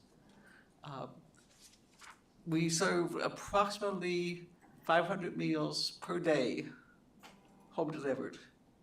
The drivers take them out, and again, thank you. We have many people here in the room who have been, or either currently are or have been volunteer drivers and other volunteers for us, and without you, we couldn't do it, because as you all know from your own experiences, that it's difficult to get paid employees, and also it's expensive. So without volunteers, it would not be a good project. We serve an average of 500 meals a day, like I said, and we are anticipating overall for the meals that we take out and the ones we serve on site, approximately, well, I think that's home delivered alone, we are averaging, expecting to serve 130,000 this coming year. And you might expect that the people that we deliver meals to are not able to get out. You know, they're pretty well homebound. And on the other side of that coin, we have people who are very active, who come to the senior center every day, or several times a week. And Mother's Day alone, Mother's Day meal alone on Friday, we had 150 people that ate right there at the center. And I have the privilege of taking attendance several days a week, and I can say we average probably about 100, 150 people a day, every day right there on site. We also do the program out of Houston, Mid-Valley Seniors. We own and operate that now. We cook the meals at WASI, take them out and serve them for the people who come into the meals, as well as the Adult Day Services program. You were talking a moment ago about long-term planning for your septic plant. We are going to be working, starting on Monday, we're going to be having a strategic planning session to see where we want to be going for the next 5 years. So it's a major project. It's a huge, complex organization. The housing is, what we have, Kathy, 7 housing buildings now, something like that. And, it's, again, we appreciate you, we appreciate your input, we appreciate your assistance, and encourage you to participate in the Miles for Meals. Thank you. Thank you. And now, Jackie Goforth. Please begin your testimony by stating your first and last name, and if you are a city resident. Good evening, Madam Mayor and City Council. My name is Jackie Goforth. In the year 2000, because the internet was becoming very pervasive, the legislation of the United States came up with something called the Children's Internet Protection Plan Act, CIPA. What this meant is that libraries and institutions and school libraries could not allow anyone under the age of 16 to access pornographic sites if they wanted to keep their federal funding.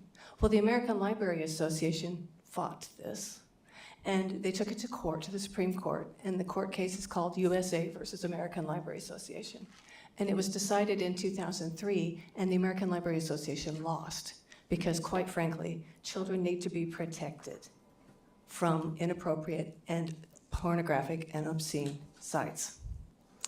And during that ruling, Chief Justice Rehnquist said that items in a library need to have requisite and appropriate quality and be of value to the community. Materials. He didn't just say internet. Now, there was a case held just last week, or a couple weeks ago, and it's called Malmud versus Taylor. And it's about parents who are trying to opt their children out, kindergartners and first graders, out of sexual classes, and the school would not let them. It was taking place in New Hampshire. During the arguments or the conversations with the attorney for the ACLU actually said that the purpose of these books is to influence. The purpose of these books is to influence children. Now, the decision will come out in June. Now, I want you to know that last week, the head librarian of the Library of Congress and the director of the Library of Congress were both removed from their positions. Why?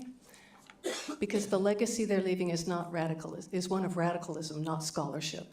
Under their watch, the Library of Congress became a platform for leftist identity politics, including drag queen story hours, LGBTQ+ children's literature showcases, and DEI initiatives laced with CRT buzzwords. In Colorado, they actually were having a summer camp for 5th to 8th graders. A 5th grader is 10 years old, and it was a sexual summer camp to teach the children masturbation. Now, I want you to know that this camp was canceled because of safety concerns, but there are people in this room right now who would be happy to come up here and they will tell you, and they will mean it, that this is censorship to children. This is censorship to do this, because they just did it over at the LCAC meeting. Anything that is of danger to a child or can harm a child and molest their mind is censorship to them. Thank you. Jeannie Trzynski.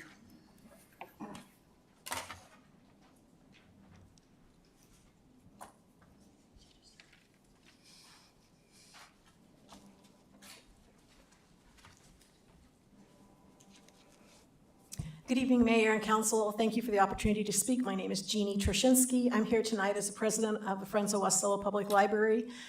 We had a really busy week last week at the library. On Monday, we had Eowyn Ivey, who is the author of The Snow Child, which was nominated for the Pulitzer Prize. She came to our book club, to the Firelight Book Club, and talked to us about her new book, Black Woods, Blue Sky. We had a wonderful discussion, and for us, we have this great connection with Eowyn because Eowyn worked for the Frontiersmen, and as we were trying I only tried for 16 years, but there were people who tried before me for about 20 years to get the new library built.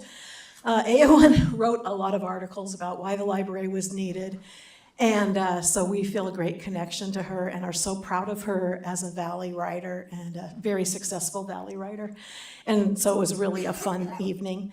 The next night, we worked with the Matsu Jewish Center, and we had a rabbi whose name escapes me at this time, but he wrote a book called Letters for Life, and he is from New York City. He came, we had 90 people who came to the event. It was really incredibly positive. Michelle Overstreet was one of our speakers, and she said, I look around me and I see so many givers from this community. And it was really, really wonderful to see all those people from our community coming together at the library, which is, of course, one of the whole points of the library. Wednesday, we had our 5th class in our series that we're doing for seniors at the library on art, and we're doing one-stroke painting. And on May 28th, we'll have our culminating event, and you're all invited. It's from 2:30 to 3:30 at the library, and you can see the work that our older artists have created. Part of this project, we have partnered with the Matsu Health Foundation and the Matsu Council on Aging, and they are helping us with a pre and post survey to gather data on how this class not only helps our seniors learn a new skill, but also hopefully helps to address isolation, which is a huge problem for seniors. On Saturday, we had our second Saturday book sale. There was a lot of things going on in the Valley on Saturday, and somehow at $5 a bag, we made $497 on selling books. And so anybody that tells you that people don't like books, they should just come sit at one of those and watch people see, because like I like to say, one time this Army kid was proudly brought his duffel bag and filled it up with books. But it's $5 for a bag, so he got his $5 worth of books. Have a great day, thank you. Okay, and we will close persons to be heard, and we are now on the consent agenda. Madam Clerk, please read the items for approval under the consent agenda by title. Thank you, Madam Mayor. We have the special meeting minutes, April 21st, 2025. No introductions, no resolutions, 2 AMs. The first is AM number 2523, contract award to Northwest Contracting, DBA Pacific Asphalt in the amount of $31,350 for the 2025 road striping program. AM number 2524, authorizing a construction agreement and payment to Matanuska Telephone Association in the amount of $54,974.55 for fiber optic communications infrastructure related to the wastewater treatment plant operations and pending improvements. Thank you. Is there a motion to approve the consent agenda as read? Madam Mayor, I move to approve the consent agenda as read. Is there a second? Rubio seconds. It's been moved by Councilmember Cottle and seconded by Councilmember Rubio to approve the consent agenda as read. Is there objection? Hearing none, the motion is approved. We are now at unfinished business. Madam Clerk.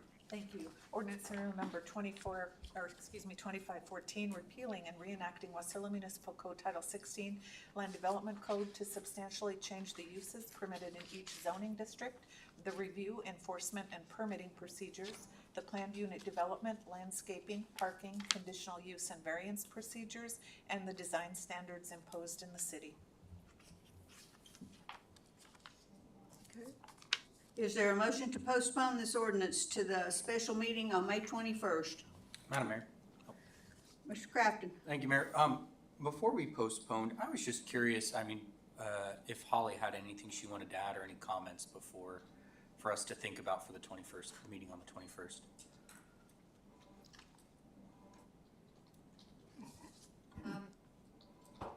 Well, one thing I will say is I think that it's great that we are taking a breath if it's going to bring in comments from the community, because it generally is better to have it on the front end To the extent council's looking at dialing back regulations further or the ordinance provisions further, I would say early on in our meetings, there were areas that we did that, you know, where we started from a place with less regulation.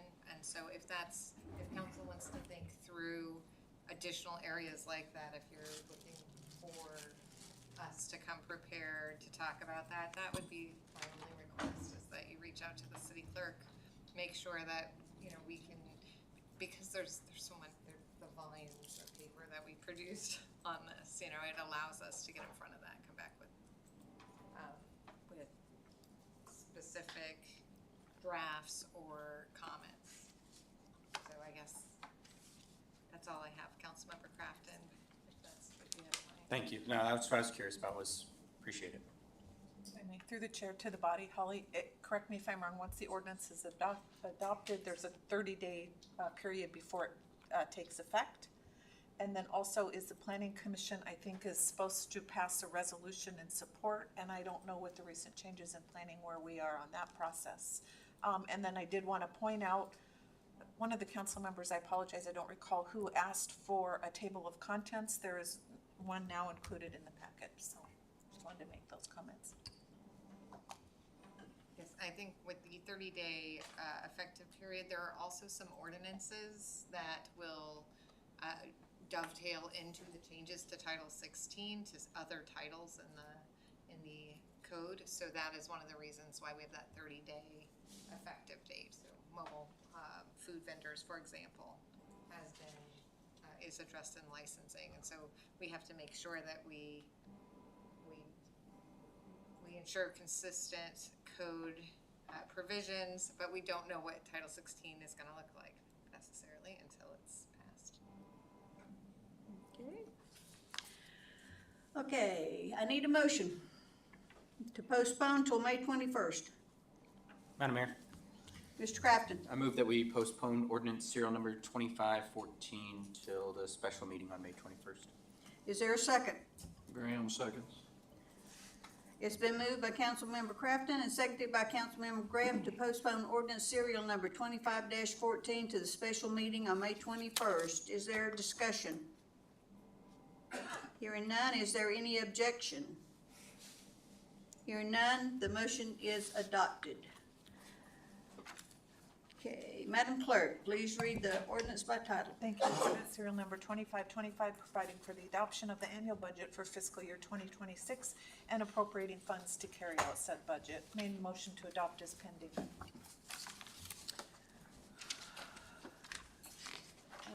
Okay, is there discussion? Hearing none, is there a motion to postpone this ordinance to the special, Is there discussion? Is there amendments? Is there a discussion?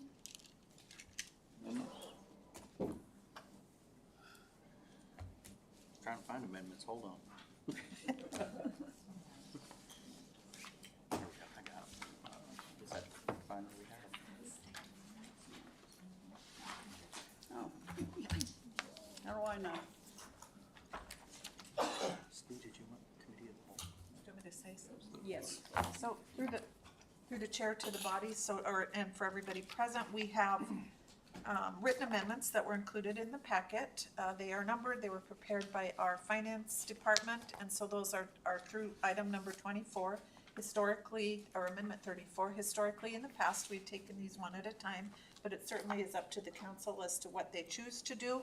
We also have these amendments here. There's no sponsor, but I was asked for them to be prepared, as well as in your green, or this gray handout. These are all available to the public as well. And so I'm not sure how they want to be offered. These aren't numbered, but you have those in front of you as well. And then certainly, you're free to make amendments from the floor.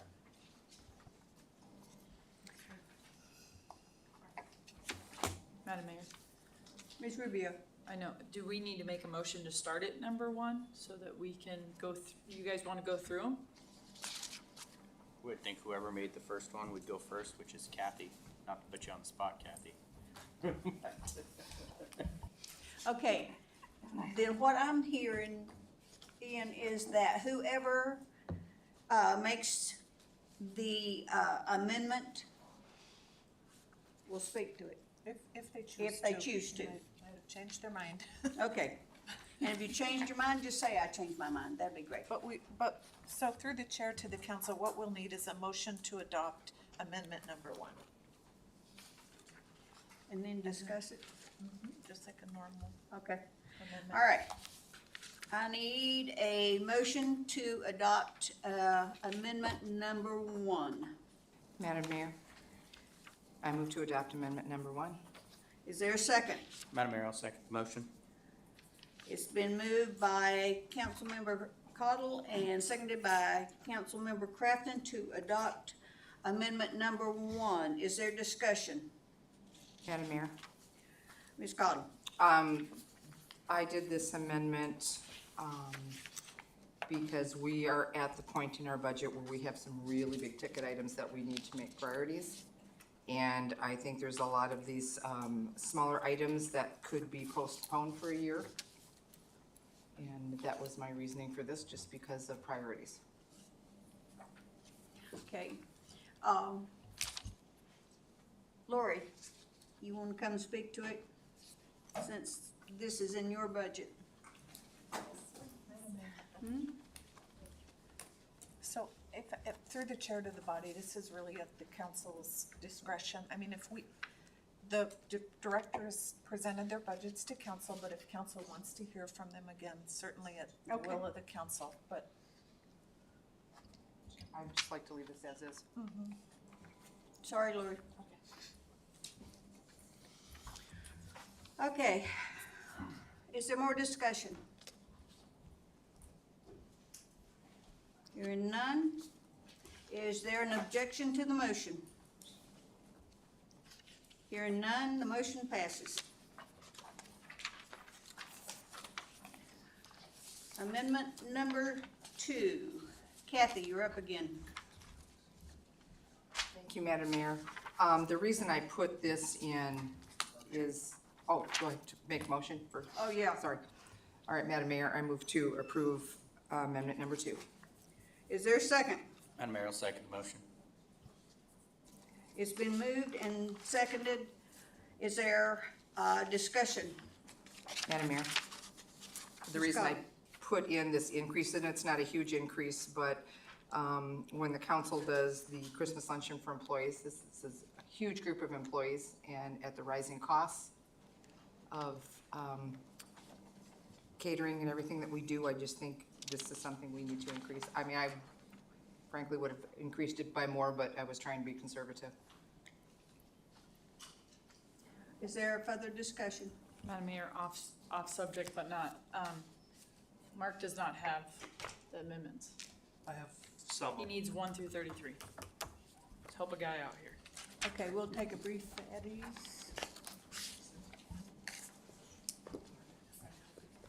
Looking out of the. Stressed. I don't want to I know. Or we're all Review. 1 till midnight, okay? 5 minutes to review. Get a moment as they come along. It's not We can get you another set.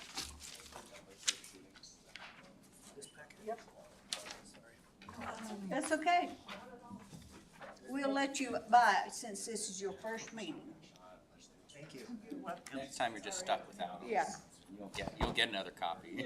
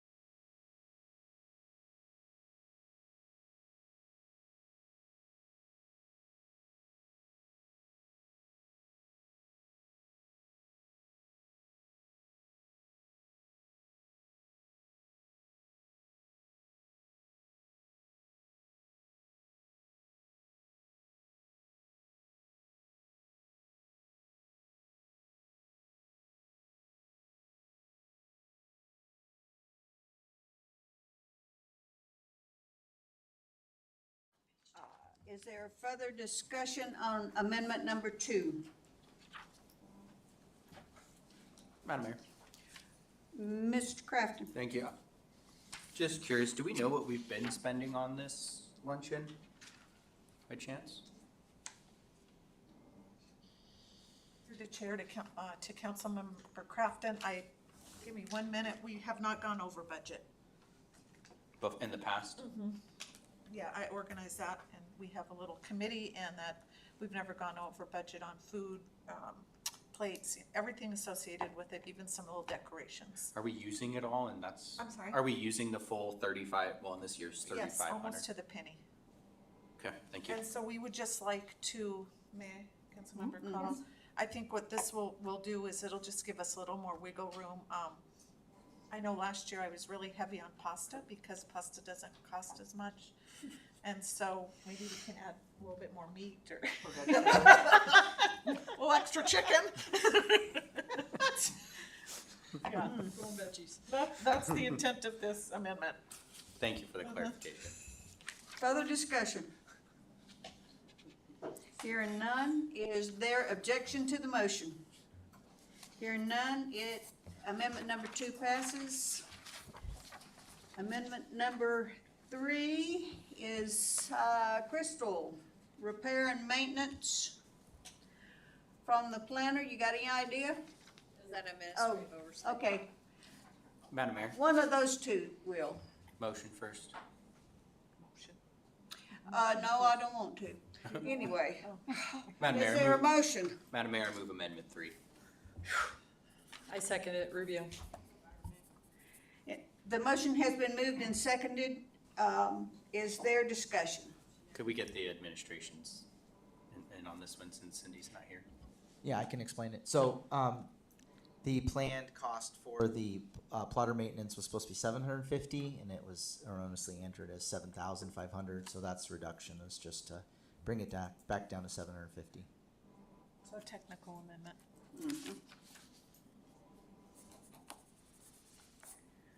Okay, further discussion? Mr. Graham? So Madam Mayor, you mentioned, when I'd asked about committee of the whole, I have a question about the planning department budget. Do we want to include that in this amendment since we're talking about planning, or do we want to do that separately? Yeah, because this is just a piece of machinery, and Right. it was a misprint. Right, and in this case, I just have a question about my notes here. There was a note in here about Stephanie Queen, Department of Planning, 414-3034 professional services. And someone said that was an error. Was that removed? Because all we're seeing is amendments. We're not seeing any sort of revised numbers here that reflect what were identified as errors earlier on. Through the mayor, there wouldn't be a budget amendment due to the fact that it's not actually changing the dollar amount. It's just gonna change that miscellaneous line item, and we, Right, I was just wondering if that's already been done, because we it don't has have been any done. We've documentation updated- showing yeah, that. we'd updated the sheet, and then we're gonna do all the amendments and adjustments and put it all into one, and we put that money towards, AML, from Stephanie Queen to AML Services, is where it went, but the Thank you. dollar amount stays the same. So if I may, so Yeah. through the chair, for clarification of the record on page 63, which is the budget line item explanations for planning, we're gonna strike Stephanie Queen, but the dollar amount of 75,000 at this point in time stays whole. Is that correct? Okay, thank you. Okay, is there further discussion? Objection to the motion? Hearing none, motion passes. Amendment number 4, is there a motion? Madam Mayor, Mr. Crafton, I move amendment number 4. is there a second? Rubio seconds. It's been moved by Mr. Crafton and seconded by Ms. Rubio. Is there discussion? Madam Mayor, could we get the administration to speak to this, please? Eric? Through the mayor, yeah, so this was another error. We meant to increase the, this fund from 1,600 to 1,800, and that accidentally said 2,800. So the request is to reduce it down to 1,800. Further discussion? Hearing none, motion passes. Amendment number 5. Is there a motion? Madam Mayor? Mr. Crafton, Thank you. I move amendment number 5. is there a second? Cottle seconds. It's been moved by Crafton, seconded by Cottle. Is there discussion? Madam Mayor, could we just get clarification? I probably actually would think this would go to finance at this point as to the purpose for moving this project.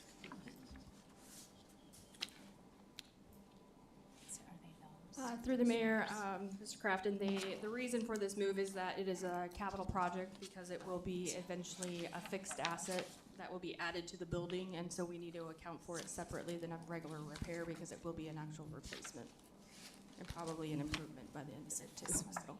Depreciating, kind of like we've talked about in the past. Correct. Awesome. Thank you. Okay. Any other discussion? Madam Mayor, I move a 5-minute recess. We're missing some paperwork over here. Okay. We have a 5-minute recess. We will convene.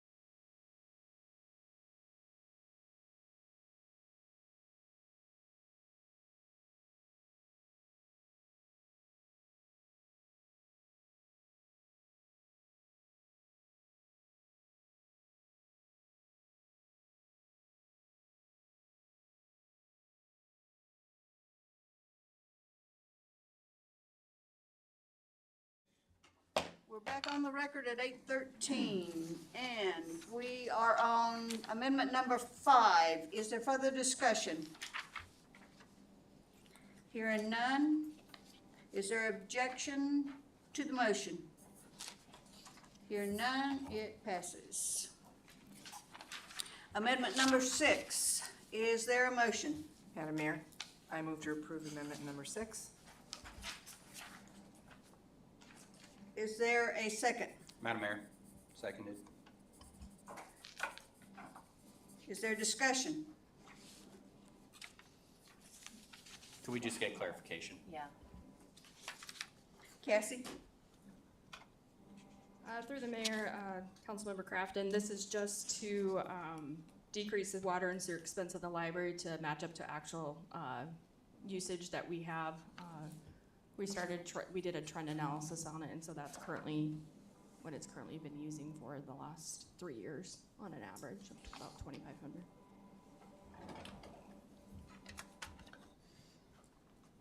Is there further discussion? Hearing none, is there objection to the motion? Hearing none, motion passes. Number 7, is there a motion? Madam Mayor, Mr. Crafton, move amendment number 7. is there a second? Rubio seconds. It's been made by Councilmember Crafton, seconded by Councilmember Rubio. Is there discussion? Madam Mayor, Mr. Crafton? thank you. I assume this would probably be to Cassie. Could you just explain what we're doing here? It looks like maybe we overestimated some here. Through the mayor, Councilmember Crafton, that's correct. We went back after Councilmember Graham had mentioned the increase of I think it was 54% or roughly around there. So my controller and myself went through and came to a conclusion that we had more vacancies in our actual position control, which is how our budget projections for personnel is estimated. And the reason being is that we had an open position for a distribution for one of the OITs, and one of our OITs actually got a certification and moved up into the, I believe it's a technician, but I could be wastewater and technician, the right one, I think, operator. And so we basically have fixed that. And then we also noticed that because of the way that our OITs are split through distributions, they are split through a 50-50 on water and sewer, and so we made an adjustment for that also. And so it roughly comes out to about $182,000 savings that we will have out of the sewer budget for that. Madam Mayor, Mr. Crafton? sorry, a couple questions. I'm seeing $208,000 savings. There's also an addition of $17,280. Okay. Oh, I see. There's a positive and a negative, so there's a net effect on that. Gotcha. Oh, okay, I'm tracking, sorry. And then just to clarify as well, the different positions we'll have, so we're not changing the total number, correct? We're just moving how they're allocated, so like, I think it's the operator in training, we'll only have 1 now, is it, instead of 2?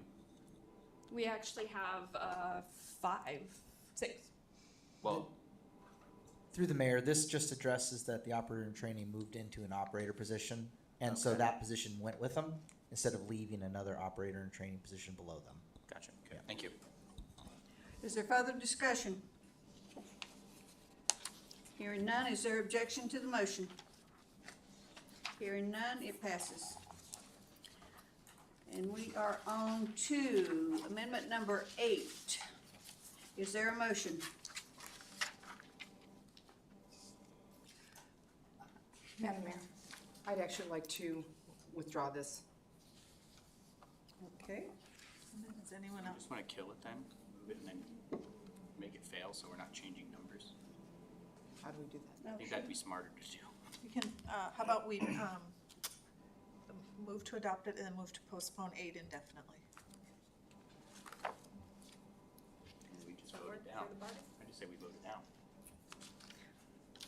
All right, so Madam Mayor, I move to approve. Okay. Amendment number 8. Seconded, Madam Mayor. The motion has been made by Councilmember Cole, seconded by Councilmember Crafton. Is there discussion? Madam Mayor. So I am in favor of this amendment, not in favor of postponing or killing this amendment. And the reason, of course, is because of the growth of the budget this year and the extraordinary growth of the budget last year. I mean, here we've got, not a whole lot going on, but we do have over $500,000 worth of improvements programmed for the Menard Center. And I think that feasibility study, we're not at the point in the Menard Center now where we're turning away large numbers of potential users, large numbers of potential programs, that sort of thing. I think the Menard Center is serving its purpose. The feasibility study, I think, does need to happen, but I don't think it needs to happen this year. Let's wait till we get our budget stabilized a little bit. I mean, we're already talking about a master plan for parks. We're talking about a master plan for water and sewer. I mean, we're talking about a bunch of things. So let's, instead of taking this shotgun, scattershot approach to try and do a little bit of everything, let's put this one off until we can give it the kind of attention that it needs. So I'm in favor of this amendment.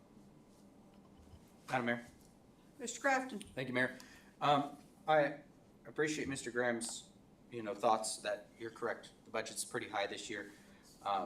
I think what we need is this plan so that we have a more targeted approach as to where we're going. I think part of it is, when we had the conversation about the Menard Center and about all these different projects, it was, well, we could do this or we could do that, or we want this, or what about this? There was no, this is what the future of the Menard Center looks like, and this is where we need to go. And that's where this study gets us, just like every other plan that we're working on right now, is it's telling us what the future looks like for us and how we can get there.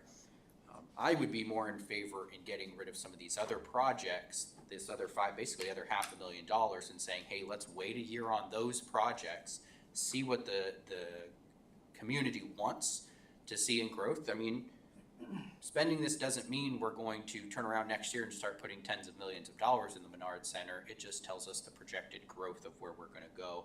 And from the conversations we've had, nobody knows what that is. I mean, we have some conceptual drawings that are super pretty and they're exciting to me. I mean, there's a baseball field out there, there's a soccer field out there, there's all this other stuff. But is that what people really want? And then two, is that where we need to go? And so I think this study is really going to answer those questions. It's one of those things that gets us a lot of information for fairly low cost. So I'd be more in favor of nixing the $500,000 and pushing this forward. Thank you. Madam Mayor. Ms. Call?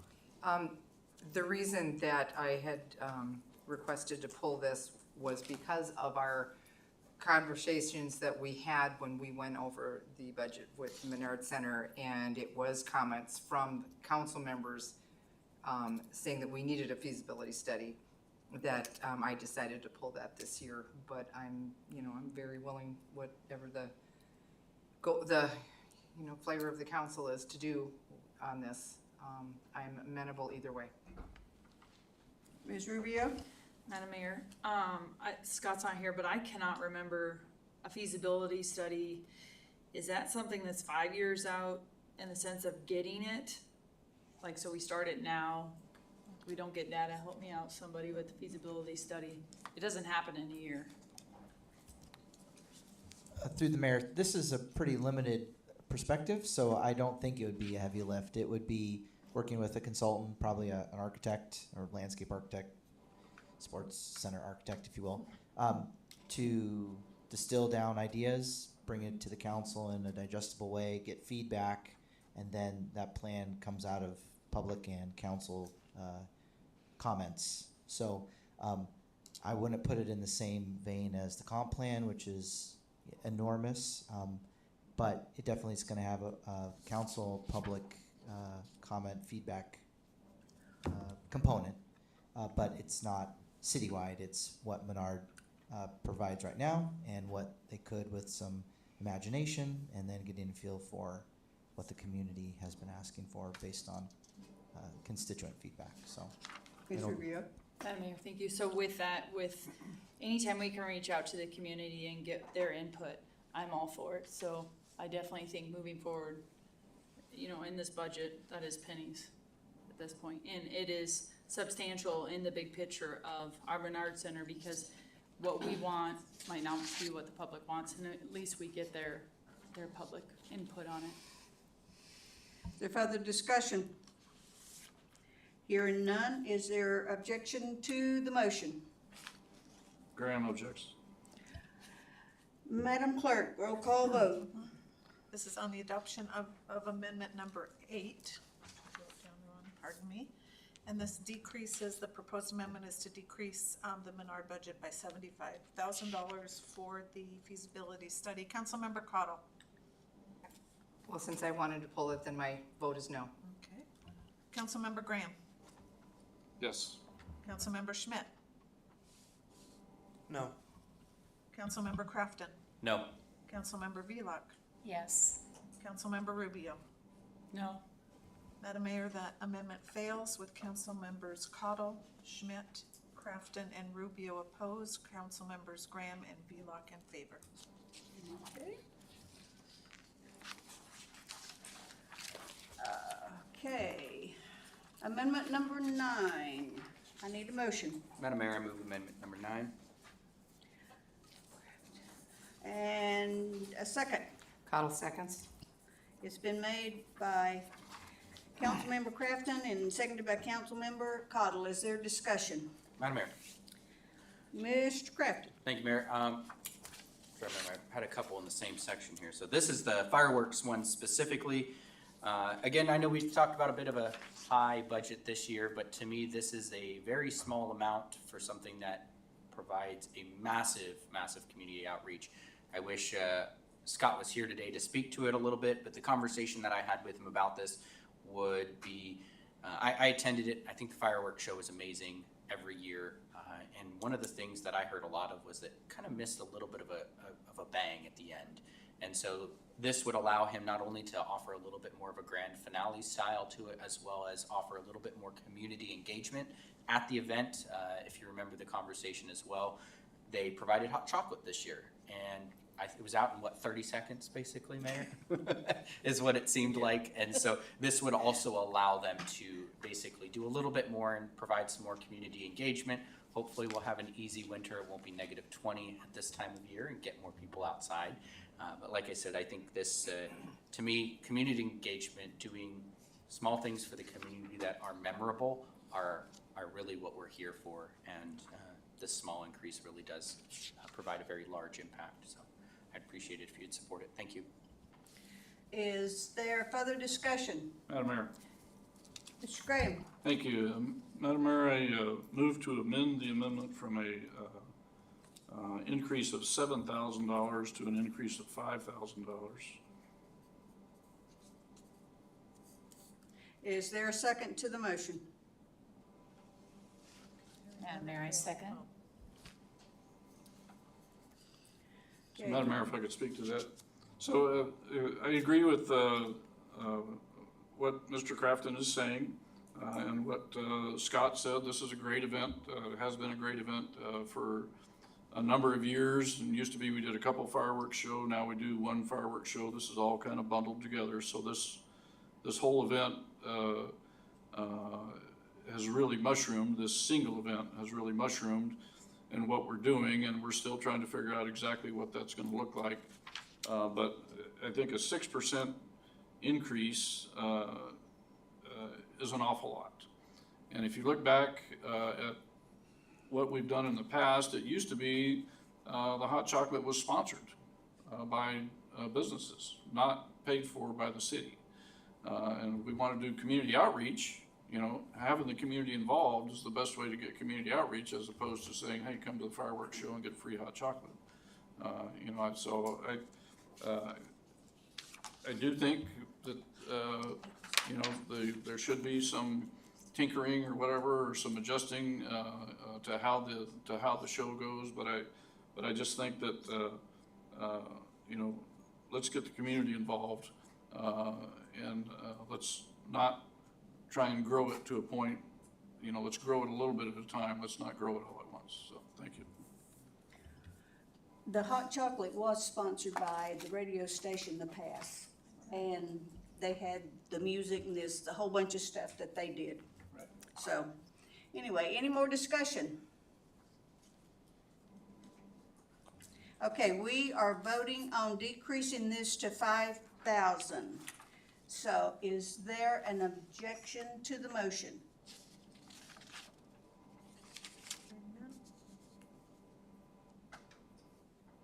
Hearing none? So we are back, so that was a secondary amendment through the Right. chair to the council, so technically, you have, you know, if there are further amendments, somebody else could do a secondary, but we're back. Is there any objection then to amendment number 9, add a decrease of 5,000? Right. No objection. Increase of Okay. 5,000. I mean, pardon me, yes, pardon me. Increase. Yes. Okay, there's no objection. So number 9's good, right? Okay, an amendment for, amendment number 10, and I need a motion Madam Mayor, move amendment number 10. and a second. Rubio seconds. The motion has been made and seconded. Is there, discussion? Madam Mayor. Mr. Crafton? Thank you, Mayor. This is the tree lighting that we did, and from the feedback I heard, I mean, my personal experience, I thought it was amazing, and we had a lot of the community getting out and about. And I think the plan this year was to change the time to it and move it more to an afternoon, evening time frame when it starts to get dark out. And then the big portion of what this increase was for was to add more lighting to this event. This last year, if you remember, it was just basically in the field over by the rail car. And then this year with, the mayor, her and I have kind of discussed expanding it to make it a little bit more of a walkable event instead of it all being congregated in one spot. So it'd be kind of spaced out. However, I believe it'd be Scott and maybe Public Works would handle basically putting this out. Also, a lot of those ornaments, lighting fixtures, basically they were built by our roads department, if I recall correctly. And so, or who is Parks it? and Rec. Parks and Rec, thank you. And so this would help potentially offer them the ability to build some more so we can expand and really have a little bit more of a walkable event instead of everything being sat in one spot. You'll walk in a circle a couple times and you're done. So this would offer the ability to expand this and really see an awesome event that's starting to happen. So thank you, I appreciate the support. Ms. Rubio? Madam Mayor, I was at the tree lighting event, and yes, it was awesome, other than our Christmas tree was not. It was definitely poor. So I would love, if I gotta add money to make it look good, I'll do it. In the sense of the tree, we can even reach out to Jacobson Greenhouse, Ken's, one of them to, again, community, see if they would help donate a tree, a percentage of it. For us to have it there, because I think if the tree lighting clearly states tree lighting being the center point, the tree did not go up to the standard that even for my 4 kids, they were, whoa, that's cool. Can we go home now? Yeah. If it's the tree lighting, we gotta have a little bit more, obviously push back towards the evening. The choir was amazing. So I think, whatever we gotta do to light them up so that they shine too. But the Christmas tree definitely. So again, I'm not good with how much a tree costs for the size that we need, blah, blah, blah, blah. So I think reaching out, and I think that can be done through the recreational services to see maybe Jacobson's or Ken's looking to help donate a bigger tree. So I'm for this, but yes. Okay, is there further discussion? Hearing none, is there objection to the motion? Hearing none, the motion passes. And Senator Wilson, will you please tell your people we need a 20-foot tree? It's for the community. The health of the. Hey, it's getting people out in the dark of winter. Okay. Amendment number 11. Madam Mayor, I move amendment number 11. Crafton. And a second. Cottle seconds. It's been moved by Crafton, seconded by Cottle. Is there discussion? Madam Mayor. Mr. Crafton? Thank you, Mayor. I know this seems pretty steep for such a small program, but I'll tell you, so I already went to my church, both our kids, our preschool, or not, is it our Sunday school, there we go, and we run a private school and went to our private school. Both of them are wanting a few hundred of these to be able to pass out to their kids at our school. And we have, on a Sunday, roughly about 400 kids that run through our church. And then I've gone out to a couple businesses as well, and they all are wanting some of these as well. And so part of this money would be more used for printing and binding, so I think they have the ability to kind of float around it. I think Scott's intent this year was only to print 600 or 700 of them, and there's a potential that I'm going to be coming to him for at least half of that the moment they get printed. The other thing too that this would offer us is the ability to expand the program. We've discussed trying to get the library in there, get the police department in there, a fire department in there, so that there is more places that people can go. They know where the police department is. They know where the fire department is. So I would love to see this program expanded. Everybody I went to about this absolutely loved it, loved the idea. Had no idea it even existed. And so I think expanding this program to get more kids out in the community, get kids that are not inside our city into our city so people can see how great this area is.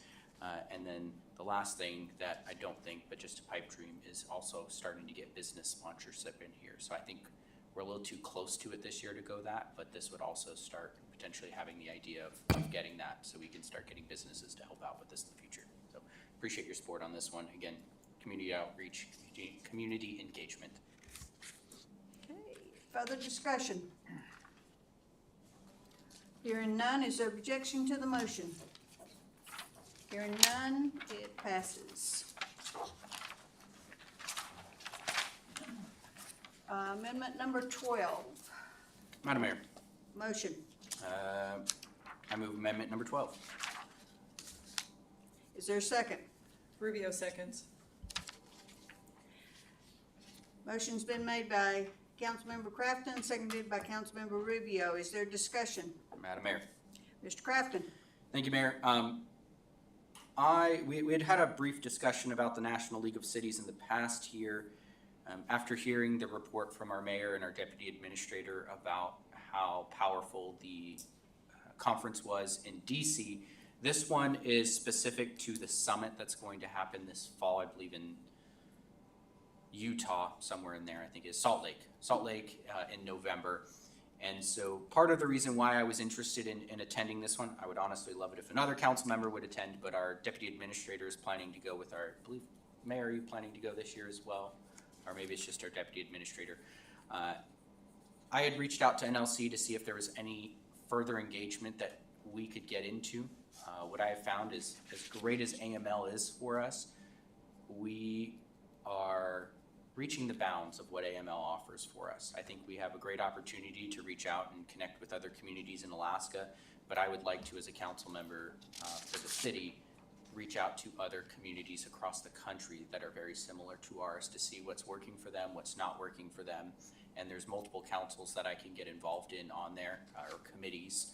I think one's called the Small Cities Committee that they offer, which is for people under 50, or cities under 50,000. And so I'd love to be able to get a little bit more involved with them and see what we can learn, see what information we can bring back to this council, along with our deputy administrator. So I appreciate the support for going and attending this year. Is there further discussion? Thank you, Madam Mayor. I think we have representation goes to this, and I think if we're trying to cut the budget even little bits here and there, I just think this would just kind of be more for the experience of one council member. I don't know I'm not seeing the big benefit for the city of this, unless I can be convinced. Madam Mayor, could I respond to that? Thank you. And a lot of the benefit, and I respect the administration going, is there's a difference between the administration going and the council going.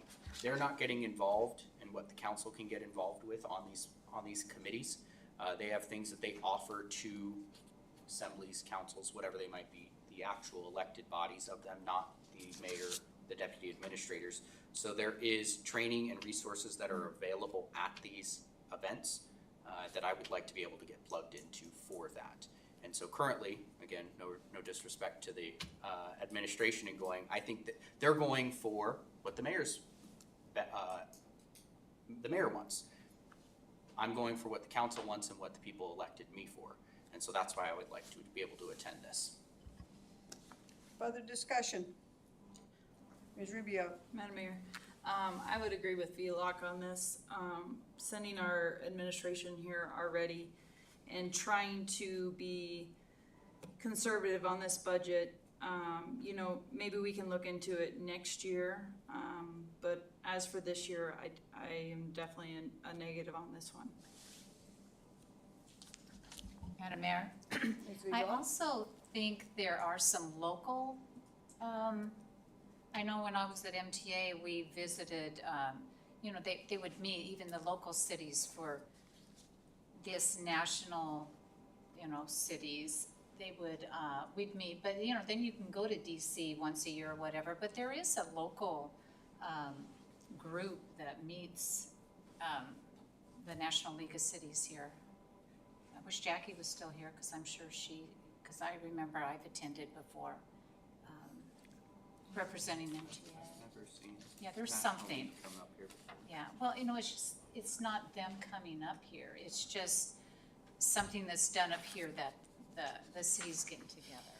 So, like I said, it's been a while. I wish Jackie was here, but I think there is some local stuff that could be beneficial, is what I'm saying. Further discussion? Ms. Rubio? Madam Mayor, those are AMLs, right? At this point, you know what I mean, Yeah. for the local part, so, There's yes. others, Yeah, I'm all for the local travel and trying to get that, but like I said, we already sent somebody, so I think that Text Jackie. if you're looking at the bottom line, which is the budget, we can definitely hold off on this since we already have somebody going for us. Mr. Graham? Sorry. Thank you, Madam Mayor. Yeah, I would be more inclined to support this request, you know, if there was, if you came forward with, this is what's happened the last couple of years, these are the different seminars that were involved, these are the different things that we could pursue, you know, because as a council, we're kind of more in the long-range planning, and the mayor and the administration are more in the, you know, let's get this done now sort of thing. So if you wanted to bring this back next year, I would support it if we could see some sort of documentation that says these are the kind of seminars that I think would be of benefit for a city council person to attend. But at this point, I just haven't seen that. Madam Mayor. Mr. Crafton? Thank you, Mayor. Mr. Graham, that's part of what I'm trying to find out here is, I mean, there's only so much information online that National League of Cities provides for us. I've tried getting plugged into some of these councils here. Again, like the big one is the Small Cities Council. It's for members like us that are cities under 50,000. So that's what I was trying to get plugged into, is to see what they do offer us.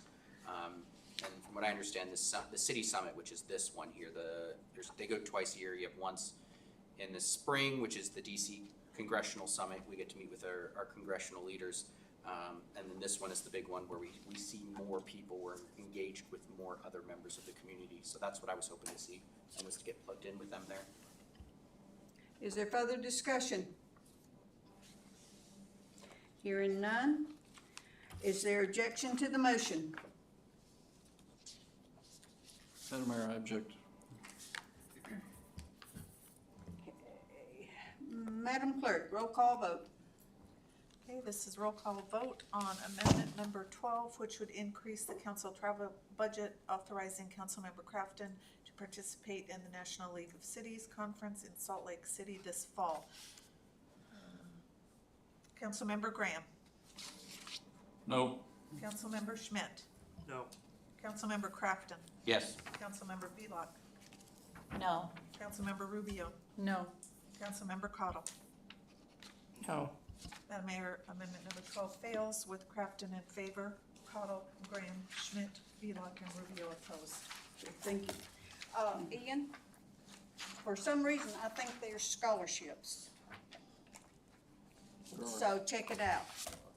That's what I thought. Through the chair to the council, just so we're all on the same page, this is a council decision, but if there are scholarships, I would work with Councilmember Crafton to bring that information back and for the whole body to Yeah. approve of the travel, because it is still city travel. So, Okay, we have got the first packet, which is the first 12 done, and it's 8:44. So, do I have a motion to continue on until May 28th? Postpone until May 28th? Madam Mayor, I'd like to continue tonight. I'd like to get through as much of this as we can. We're gonna have a long conversation, a lot more ahead of us, so I'd rather get through as much as we can tonight. Madam Mayor, I would second that since we're already here, if we can. so through the chair to the body, if there's no motion to postpone, because that is a council motion, then we'll just continue. Madam Mayor? Till what time? Under code, I will have to double check. I believe the council meeting can go as late as 11, and then you need a motion to extend to midnight, and that's as late as you can go. But let me just double check that, but you want to check back in maybe in 30 minutes? Okay. Okay, we are on to Amendment 13. Madam Mayor, Mr. Crafton, I move Amendment 13. is there a second? Rubio seconds. It has been moved and seconded. Is there discussion? Madam Mayor.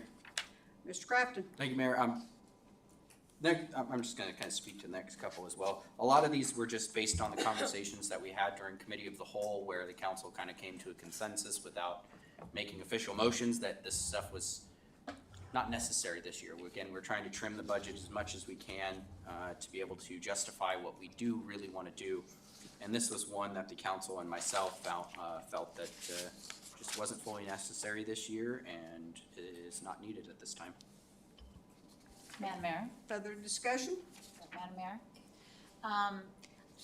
I think it's needed, however, talking to Councilmember Schmidt, when he wasn't council member yet, he had mentioned something at Kendall Ford that there's a organization that comes and does it for free.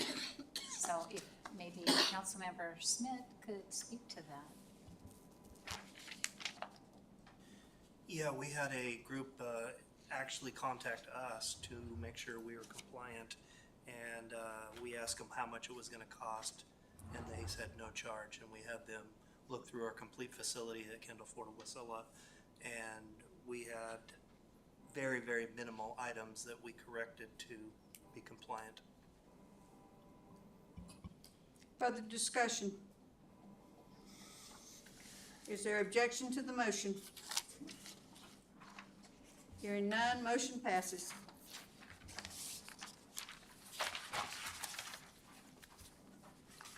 Amendment number 14. Madam Mayor, I move Amendment 14. Is there a second? Rubio seconds. It's been moved by Councilmember Crafton, seconded by Councilmember Rubio. Is there discussion? Thank you, Mayor. Thank you, Mayor. This one was, again, another conversation that we wanted to wait on the comprehensive plan before we did the big deep dive in strategic planning. But after further conversation with our deputy administrator, I wanted to clarify that I believe you had $7,500 in your budget that would help us do a small kind of yearly version of this if that happened? Or did you just kind of do that, or did we not have dollars in the budget for that? Through the mayor, Councilman Crafton, we did have dollars in the budget last year, or the current year we're in, of $7,500. That was removed and this was replaced for it. So there's currently not any budget in the strategic plan anywhere in the budget except for this CIP. And again, I mean, my intention was to say, hey, let's not do the big one until we get our comprehensive plan back, but I liked the kind of yearly thing we were doing where we were sitting down and at least planning out what the next year looked like. Would you need the additional 7,500 back in there? And, sorry, did you have something, Jamie? So, through the chair to the council, you're talking about the departmental presentations? Correct. Those were 5-year plans, if I remember correctly, so probably you could just present your, whatever this year is of that 5-year plan unless something changed. And that was that, correct? Okay, so we don't really need the 7,500, you just say what you've done this year. Because again, I mean, comp plan's next year, so I mean, this time next year, we're gonna be talking about this, putting money back into this, so. I'm good with cutting this 50,000 out. Again, we're trying to trim the budget, trim the fat. Thank you. Eric? I guess one topic to bring up, the strategic plan would be a process for the council to go through. The 5-year presentations that the administration has given departments, that's us sharing what we're thinking. The strategic plan would be facilitated communication for council members, among council members to plan strategically. So if that sounds interesting to the council, I think it makes sense to place a similar amount of funding in an account that is controlled by council, if that's through the clerk's office, or if something that small isn't really a CIP exactly, but have a consultant that is working for the council to facilitate that communication, to create a yearly strategic plan. I think we've talked about its value, but that would be something that the council would want to find the right funding location for that, and it'd be outside of the administration bringing our updates to you as we try to meet what you figured out through your strategic planning. The chair to the council and any, our mayor is our manager, and so strategic plans are typically brought forward by the administration. And it's a process where it involves the public, it's a big process. I've been through some of them where they put up whiteboards and everybody talks about what they want. Cassie, I know you've had some experience, so it's not just the council's goals, it's the council and the administrations and the public, and it's everybody coming together to try to come up with what's important. Similar to the comp plan, but not on that, quite on that scale. Madam Mayor? Ms. Vlog? Yeah, so, typically you have a strategic plan before you even start budget, so you know what to budget for, what your vision is. It gives you goals and measurements, and timelines, and, so it is gonna be very helpful for us, I think administration too, to have this in place before we even start to do our work. We kind of do it backwards a little bit here, or we have in the past. Crystal has tried to get us a strategic plan, and that was helpful. But just going forward, it is different than comprehensive plan. Like I said last time, this is more of a 3-year look and measurements and commitment, our guiding principles, our goals. And we can measure and tell how we're doing. Where a comprehensive plan, again, is like 10 to 20 years out and what we want to look like. So I would be, I am for a strategic plan. I think that's what we need to do. I think it'd be very helpful. Cassie?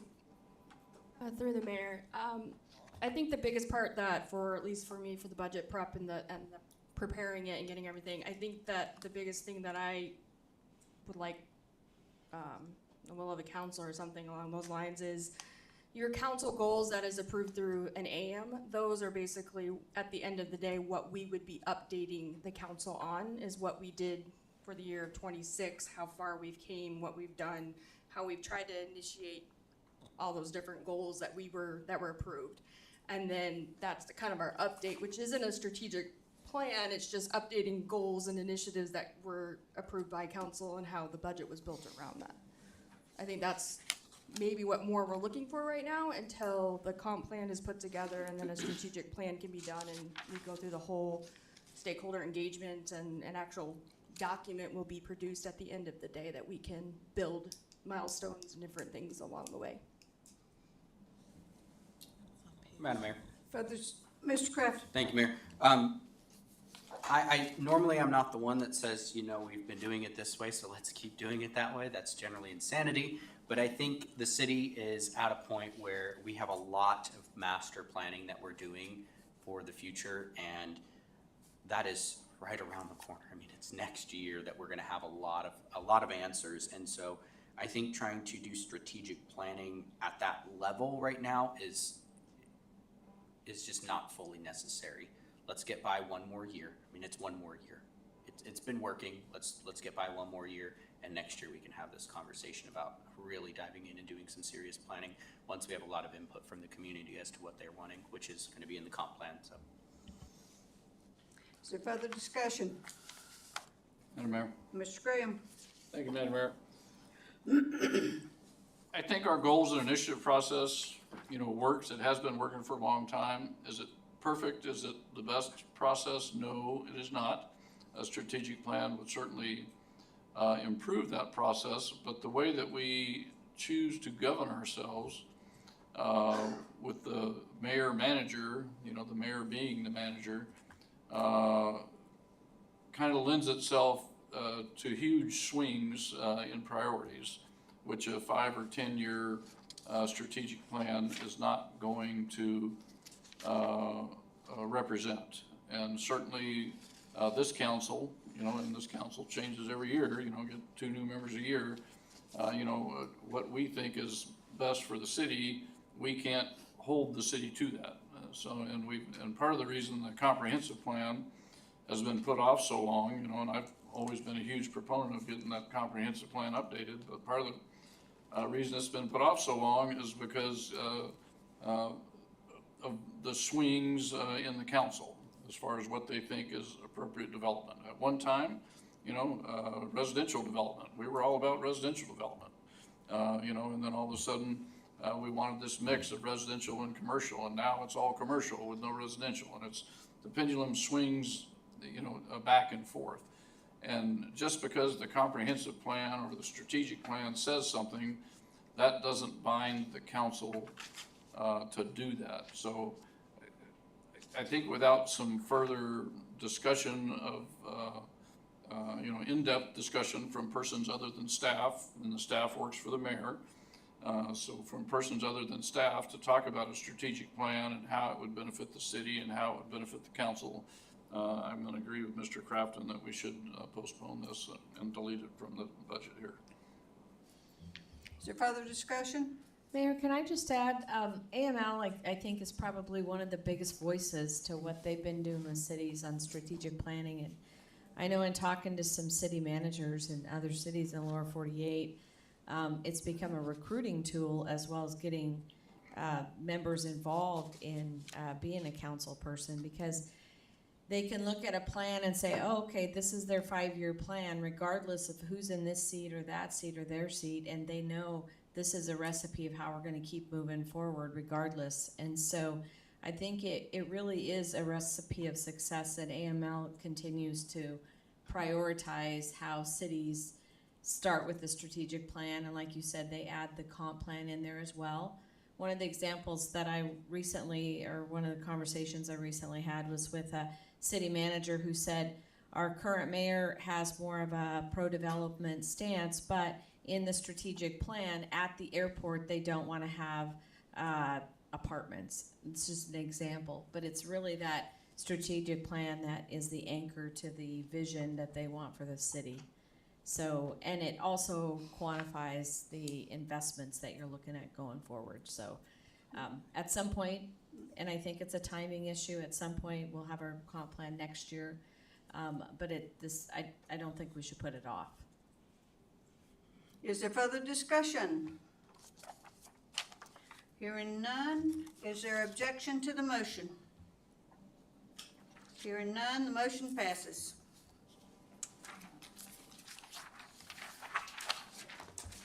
Amendment 15.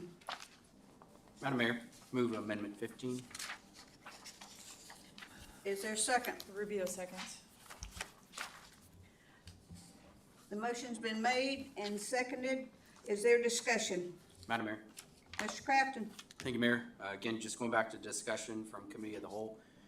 We were noticing there was quite a few accounts that didn't have all the funds spent. This is one of them, and there was additional funding in there, and they'd be able to spend those dollars, so there was just no need to add additional funding to this account this year. Further discussion? And Madam Mayor, what Mr. Crafton said is exactly what the concurrence of the council was, and I believe the staff concurred with this as well. So. Further discussion? Hearing none, is there objection to the motion? Hearing none, motion passes.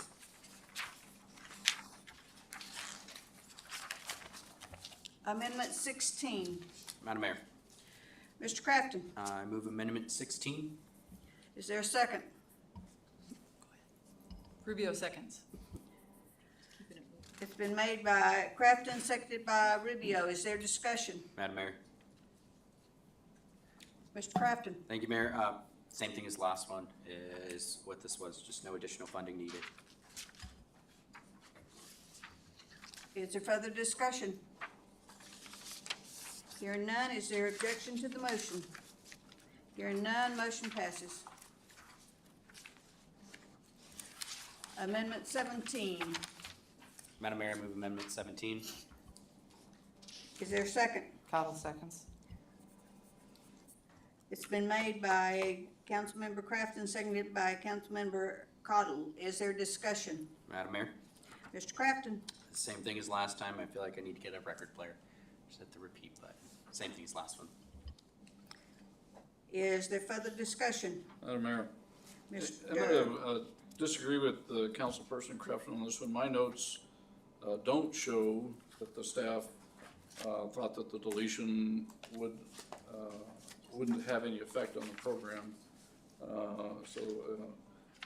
I did show, the MS4 program and some other programs where staff said there would be no effect essentially on the operations, but stormwater improvement, which is on page 248 here, there were some notes there that deleting that amount would have a negative effect on the program, particularly when we're looking at the types of projects that we're looking at that deal with the stormwater. Could we get Mr. Shaw to comment on that? Maybe I heard incorrectly, I don't know. I need to get straightened out here. Through the mayor, yeah, we do have some projects we'd like to tackle from that January rain event. I haven't had time to package them to show them to the council, but there are multiple areas that we'd like to address, those drainage areas, and this funding would go towards that repairs, hopefully this summer, if the funding remains.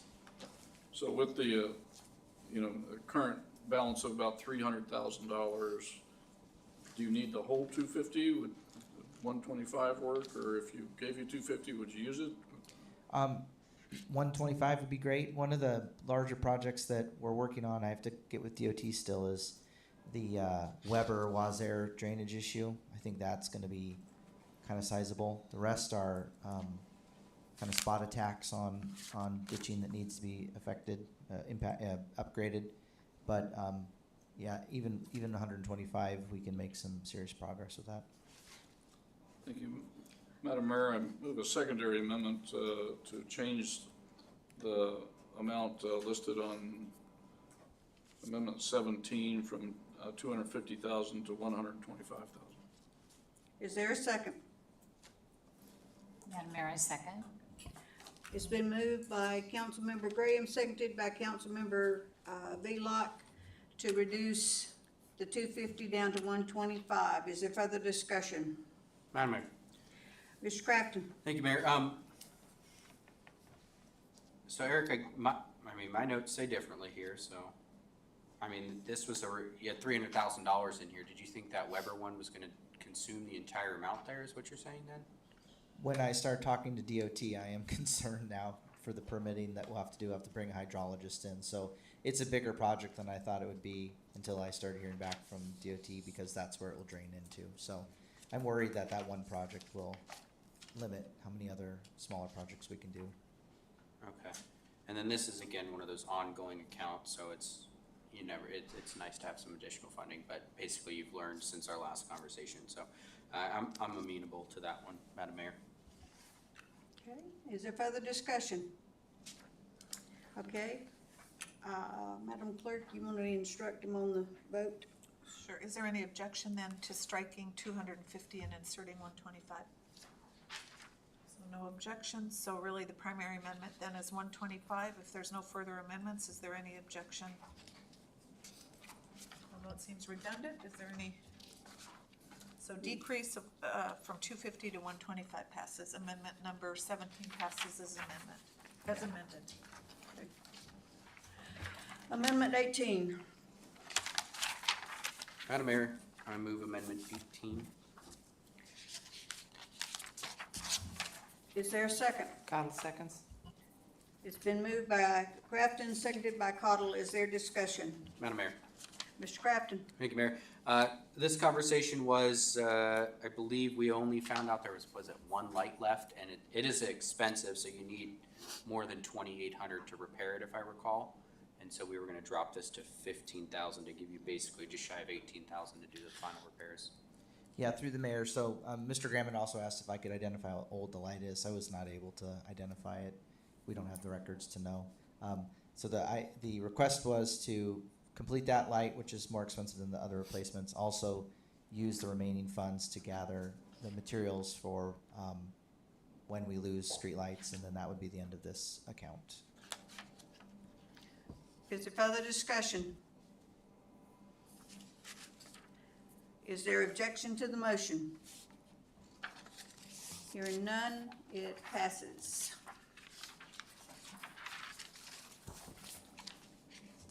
Amendment number 19. Is there a motion? Madam Mayor, I move Amendment 19. Is there a second? Cottle seconds. It's been moved and seconded. Is there a discussion? Madam Mayor. Mr. Crafton? Thank you, Mayor. So again, some of these we were seeing here. So this one was just having for various utility relocations. And if I recall, the big relocation project we're doing this year is Main Street, and there's already funds that exist for that one. So this account, if I recall correctly, unless something changed since then, still has $60,000 in it, which is the full amount that was appropriated last year. And so we just didn't see a need to add additional funding this year. Mr. Graham? Thank you, Madam Mayor. So we come up on the question of kind of recapitalization of a fund. You know, we're putting $60,000 a year into this fund. There's currently $60,000 roughly unallocated in this fund, but that money is going to be used up. So do we really want this fund to go to zero before we add money to it? I say no, we don't. We want to recapitalize this at the $60,000 a year so that as things come up, we've got money to handle that as opposed to going through a separate appropriation process, you know, when something comes up. When there's opportunity for us to expand the street, and as a matter of fact, even when we look at paving projects, for instance, I think it was Island Street, had a power pole in the middle of the street. That had to be moved, and that was not an inexpensive project by any stretch of the imagination. But if there wasn't adequate fund balance to deal with, then you know, Public Works would have had to come back to the council, delayed that project, you know, to meet the needs of MEA or the electric company and others to make that project move forward. So I think recapitalizing this fund is something that we have to do, so I would vote to fail this amendment. Further discussion? Madam Mayor. Ms. Rubio? Thank you. That 60 was appropriated in 2024, if I'm correct, with my notes. So if Cassie could check on that, that means we haven't used it for a few years. And to relocate a utility, 60 is probably not gonna do that for us. And that would be maybe to question to Eric, what a rough utility relocate would cost. So I would assume they'd have to come back to the council anyways and ask for money. But I think that was appropriated. I have a note from 2024.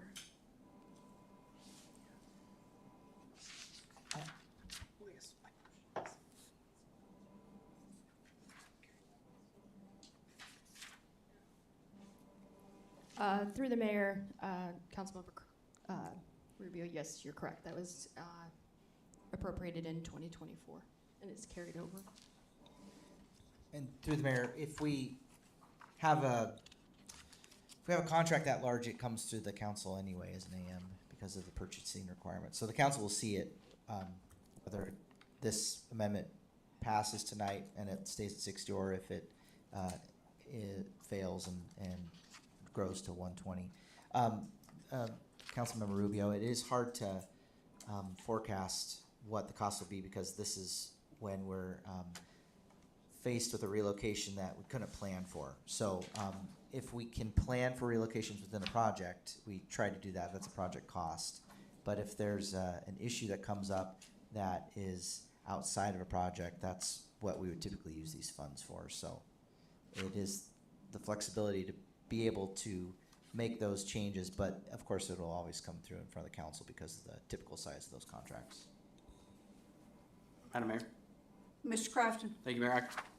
Eric kind of said a little bit what I was going to get to about it was the fact that normally when we do a really large project that would require a utility relocation, it gets factored into that specific project. We're not tapping into this account for those type of utility relocations. This is kind of like the Alaska Railroad crossing one where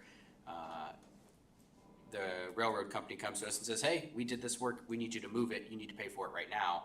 And it's kind of like DOT. DOT says, hey, we're going to be doing this project, you need to pay for your utilities to be relocated. And it's usually not a massive stretch, and if it is, we usually know about it ahead of time, and it's its own separate project. So this is those miscellaneous one-off ones, like Mr. Graham kind of said, where like, hey, this one thing had to be moved, or this small grouping of utilities. So I think, especially pointing out the fact that it's been 2 years since we've touched these dollars at this point, there might not be a need to continuously fund it this year, at least this year. You know, again, hey, we're going to pause it this year.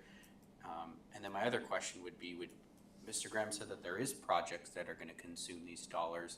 I don't remember that conversation. Was that the case? Sorry, I was thinking of an answer for another question. You just asked if we have programmed Projects these lined up monies. for these ones, yeah. No, so you're correct that the ideal world is that we know what the costs are and we move into a relationship agreement with whoever it is. So Cassie was letting me know that the total for the KGB relocations was $155,000. That's where DOT came to us and said, you need to move these, but they had enough time that we could see that. But what does happen is there are cost overruns when you get in the field and you find things aren't the way you thought they were. And so it really comes down to whatever the vehicle was, the mechanism was that we were paying for that. So if we consider our risk for the current funds and if there are more funds through this process, we have the Main Street project, which is, you know, we're tied to it directly. We're the recipient. So that's not really related to this. We've got the Bogard paving project with DOT. We got the Peck roundabout. So there's a bunch of projects that touch us that maybe our relationship's a little less organized because we're just a secondary recipient, if you will. And so, especially like the Bogard project, from, of course, Peck in, it affects us. We've had a chance to look at what we think the impacts will be to our infrastructure, but we don't have, we don't currently see a need to relocate anything. It's just there is that risk. And I think that's how this fund was created. It predates me, but those time-sensitive risks that we just can't plan for sometimes. So if the amendment passes and there's no addition this year, we'll have 60,000. If something comes up, we'd come back to the council. If the amendment fails and 60,000 is added and we have 120,000, it's the same use case. So it's really up to the council on your comfort level. Further discussion? Madam Mayor, Ms. Rubio? like when I had started that, I think just holding it for right now, since it was appropriated in 2024, we haven't touched it. And just like administration said, that they'll come back to us for any other option. I think just holding the line is good, keeping that. Further discussion? Objection to the motion? Graham objects. Okay. Madam Clerk, roll call. Thank you, Madam Mayor. Councilmember Schmidt? Yes to decrease? Adopted. Councilmember Crafton? Yes. Councilmember Vilak? Yes. Councilmember Rubio? Yes. Councilmember Cottle? Yes. Councilmember Graham? No. Madam Mayor, amendment number 19 passes with Cottle, Schmidt, Crafton, Vilak, Rubio in support. Councilmember Graham opposed.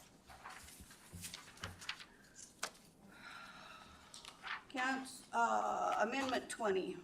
Madam Mayor, move amendment 20. Crafton.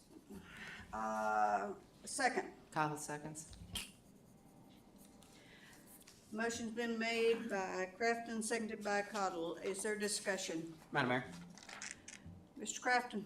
Yeah, just had a clarifying question real quick here. So I'd put this in before we had the final discussions about what the exact dollar amount was. And so Mr. Graham was saying it was about 135,000 is what's gonna be needed, but I just wanted to make sure that was enough to do the flagpoles, landscaping, and then we also discussed adding some boulders around some of the areas that are getting torn up by the off-road vehicles. Is that 135 enough, or if you could speak to it, if you could, Madam Mayor? Yeah, through the mayor. As far as we can forecast, we think we can get the landscaping with the reused landscape equipment or trees and screen our own topsoil and using our own boulders. So we think we can get there with that. So, Madam Mayor? Mr. Crafton? Thank you, Mayor. I'd like to move that we reduce the account to end at 135 total. So hold on, let me do some additional math here. Would be decreasing it by 370 even, I believe. Defer to the finance director. Or finance, what's the math on it? Or maybe I'm thinking I'm off. She's the rock star. Madam Mayor, I second the motion to decrease the budget by $380,000 for an ending budget amount of $135,000. 300 what, Stu? 380. Wait, you're right. Yeah, it was $10,000 off. Sorry. Thank you. The motion has been made to decrease amendment number 20 to $135,000. Ending. So the decrease would be 380? Is that what? Yeah. Is there objection to the motion? Hearing none, it passes. We're back to the main motion, and the main motion would be to approve amendment number 20 of $135,000 total as amended. Is there objection? Hearing none, it passes. Amendment 21. Madam Mayor, I move amendment 21. Okay. Rubio seconds. It's been moved by Crafton, seconded by Rubio. Is there discussion? Madam Mayor. Mr. Crafton? Thank you, Mayor. This one I thought was kind of an interesting one. Next year, we've got $10,000 for a project, and there was some additional stuff that they wanted to get done with that. I just figured it's $10,000 to the $230,000 that they're asking. We might as well just give it to them, and that way if they can knock it out this year, maybe the season starts early, whatever it might be. Again, to me, it's not a significant enough amount to delay it an additional year. I'd like to just say, hey, the police department and Public Works can get the entire project and everything that they want to get done all at once. Or even we have another early breakup or something, they can get the project done before we need to appropriate more money next year. Great. Once the money's done, anything left over goes back into the general fund anyways. So let's just give it to them and be done with it. Is there further discussion? Hearing none, is there objection to the motion? Hearing none, motion passes. Amendment 22. Madam Mayor. Mr. Crafton? Thank you, Mayor. I move amendment 22. Second. Cottle seconds. It's been moved by Crafton, seconded by Cottle. Is there, discussion? Madam Mayor. Mr. Crafton? Thank you, Mayor. This one, after some discussion, there was a lot of back and forth with this, but my portion of the conversation was thinking, we're gonna spend $100,000 on Wonderland for planning it and $200,000 on a master plan. One, doing Wonderland separate isn't necessary. We should be doing a major master plan ahead of time. I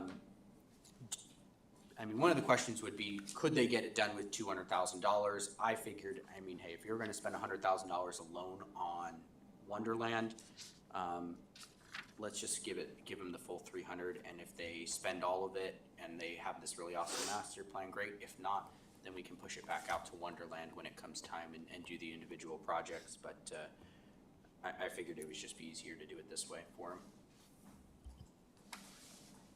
Eric? I appreciate the schedule. I think that makes tons of sense. I think if this passes, we start the master plan and we work through it's gonna be a consultant, of course, and so they have tasks, and we get through the master plan and we roll into Wonderland, because of course, that's pretty easy to know that it's gonna be a top priority. And that structure will be very useful because we know that, parks need lots of public input and also are ripe for public support, volunteer time, and it's a very well-known process to gather community constituents together and make work teams and use neighbors to build playgrounds that they love. So I think rolling from one into the next and making them kind of cohesive makes lots of sense. Can I ask a clarifying question? Through the chair and maybe to Director Shaw or to the council, so is the intent, do we need to change the narrative? So will it be Parks Master Plan replacement / Wonderland Park replacement? Is that the intent, or am I misunderstanding? Is the intent for $400,000 just for a master plan? Madam You have Mayor, two separate CIPs. if I could. No, so we would be reducing the Wonderland plan, so we're basically getting rid of the Wonderland one in its entirety. We would make the Parks Master Plan a total of 300,000. And I mean, I'm not necessarily saying that's what the plan is basically saying, hey, if however much they spend on the master plan, if there's any left over, instead of pushing it back to the general fund, just know, like we've done in the past, we start combining, we pulling money from other places to say, hey, instead of us, when they come back to us and they say, hey, we want $200,000 to do the master plan on specific replacement for Wonderland, they know they have money somewhere else already, is essentially what we're getting at and what we've done in the past. Through the chair to the council, I defer to the finance director. My recommendation is to change the narrative, or what if the master plan comes back and that's not your top priority? I mean, we don't know what I don't know what the master plan's gonna say. I mean, we'd still have to reallocate money at that point. I mean, at the end of the day, what we get is what we get out of this, and then in the future, we still have to make decisions. So again, if the council changes, wishes change, whatever it might be, at that point, we just say no and say, sorry, that's not the priority now at this point. Madam Mayor. Ms. Rubio? In the gray packet, I was striking the 100,000 for Wonderland and just going with the Parks Master Plan, which I do agree on. However, I don't agree just moving the money or allocating the 100,000 to make that total 300,000 for Parks Master Plan. I think if anything, I'm pretty sure we can probably shop around and get a Parks Master Plan for $200,000, and then from there, we can carry on and go on. Ms. Rubio? Cassie? Eric? Somebody speak? We're Was waiting it in our brain. I didn't hear a question. I guess that we'll go out to RFP and say, we have funding for master plan, and the count has 200,000. And so if that's the will of the council, then we do the master plan, and then whatever comes out of that will receive support from council on the next funding. Right, So 'cause it will come back to council as an RFP, and it may need another ordinance, it just would need another ordinance, and it would Yeah. be delayed a little bit, because we would have to reappropriate, I mean, it would be delayed by 2 meetings. I guess the broader question is, did the council want to show the community that Wonderland is doing something, or not yet? Get the master plan first. So we hear every day that Wonderland is old and has splinters and really needs to be replaced. And so to have the name Wonderland shows that it's on the radar, but if that's not ready yet, then that's not ready yet, so. Madam Mayor. Oh, sorry, Kathy. Oh, you can go ahead and.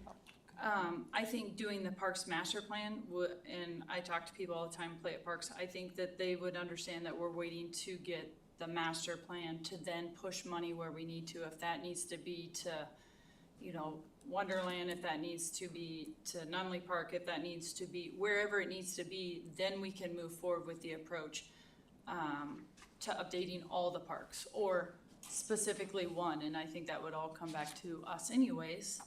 And then at that point, we can move money. Again, we're trying to be conservative with this budget, and we're throwing 100,000 around like it's nothing right now.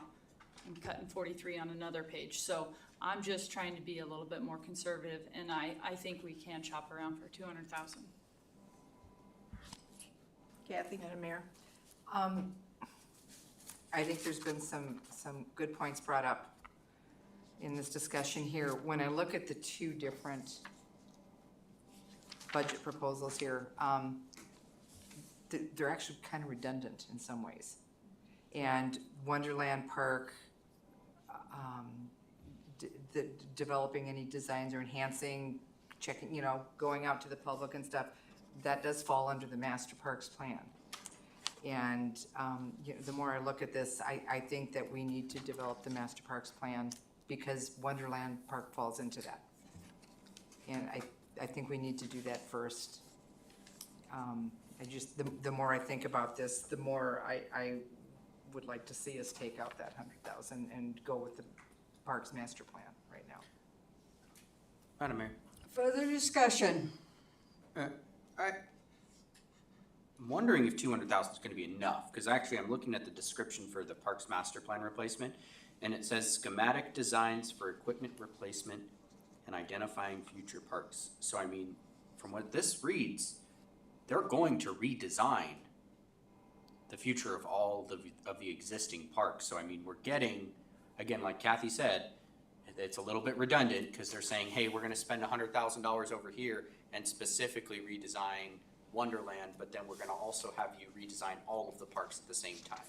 So I mean, to me, I'd almost rather have the little bit of extra, especially knowing that they're going to be going out, because we spent $200,000 alone on the comp plan, and some of these other master plans are costing us $250,000. So to me, that $200,000, knowing that it includes design work on all of them, is, I mean, I'd be really surprised if that's going to be enough at that point. So to me, I would think having that extra 100,000 there, just to be able to make sure we have enough and they're not having to come back to us again for that ordinance there, makes sense at that point in my mind.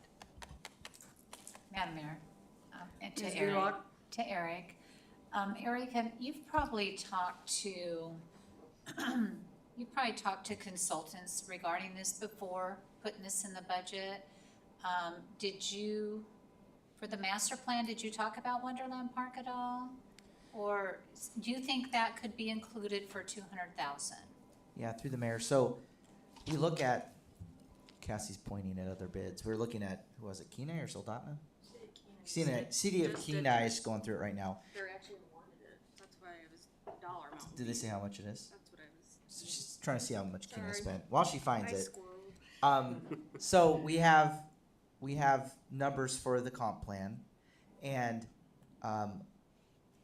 the amount of community outreach I think is going to be pretty similar, because most people are not going to know what a comp plan is. Getting their opinions is going to be hard. We want to hear from as many constituents on what parks are important and how they want to use them and where we meet the grade and don't meet the grade. So I look at it as the effort of getting the public comments so that community feels heard, and a document's created that's understandable, that the council feels leads to good decisions. So it's going to be a lot of work. We saw the comp plan, we underestimated how much it was going to be. We were able to award some of the tasks, but not all of them. That's not insurmountable. So if the funding stays exactly at the request of 200,000, and we have 8 tasks, and we can fund 5 of them, and we need to come back to the council, we are happy to do that. We want a useful plan that involves the community and gives the council and the administration the framework to move forward to provide what the community wants. Are you able to find a number? 70,000. So they had one proposal at 70,000. We don't know anything more about that for size and scope, but so what the Parks and Rec Commission is asking for is a refresh of a very old document. I think Scott's not here. I think it was from the 90s, if that's correct. So you know better than I do how much it's changed since the 90s. So that is going to give a little bit of what they thought might happen back then, but there's a lot of refresh to do. So I think the level of work is going to be pretty large to make the council feel like everyone's been heard. Cassie says they have a year to complete it. 365 days for notice. Further discussion, Mr. Graham? Thank you, Madam Mayor. I agree with Councilperson Rubio on this one. We're going out to do some planning, and maybe the RFP doesn't need to say we need schematic design to replace equipment, because that's all it's talking about. It's just talking about replacing some equipment here. It's not talking about a schematic design of the whole park. And I think for $200,000, I think we're gonna get a plan, and then the council and future councils and future administrations will attack this, 1 park a year or 2 parks a year or something like that, to be more specific and make things happen in accordance with the master plan. And when I look at a master plan, I look at something that says, the wooden structure at Iditarod Park needs to be replaced or needs to have some safety improvements or whatever the case may be. They'll say this needs to happen. These are the priorities. This is what the community said is important. And based on what we saw when we went out there, we see this as well. And this is what other communities are doing. Communities our size and communities bigger and communities smaller. And this is what the attorneys are saying about equipment and so on and so forth. Basically, what we're doing is we're kind of consolidating all the information into one place, and I think we can do that for $200,000. Further discussion, Madam Mayor, Mr. Crafton? I move that we decrease this budget by a further, well, not really further 100,000, but by $100,000. So make it a total of 200,000. Rubio seconds it. Wait, hold on. Yeah, can we, Right, Cassie, yeah. So I And we think, should be just Yeah, we're just removing 100,000. just deleting the increased budget on the master plan replacement. how about we vote this down and we consider yours when it comes up? Because if we vote this down, everything stays the same. And I believe in the gray packet is a motion to strike the 100,000 Wonderland Park. That works. And then that'll get you to your, if that's I okay. withdraw my amendment. Oh, thank you. Your clerk thanks you. Is there further discussion? Hearing none? So this fails. It's withdrawn. Well, Huh? no, we're not withdrawing. We're just, do we need to take a roll call vote? We then? need to take a Take the vote. vote. Yes, please. Is there objection to the motion? No. Well, there is. I object to the motion. Yep. Yes. Who objects? Mr. Crafton?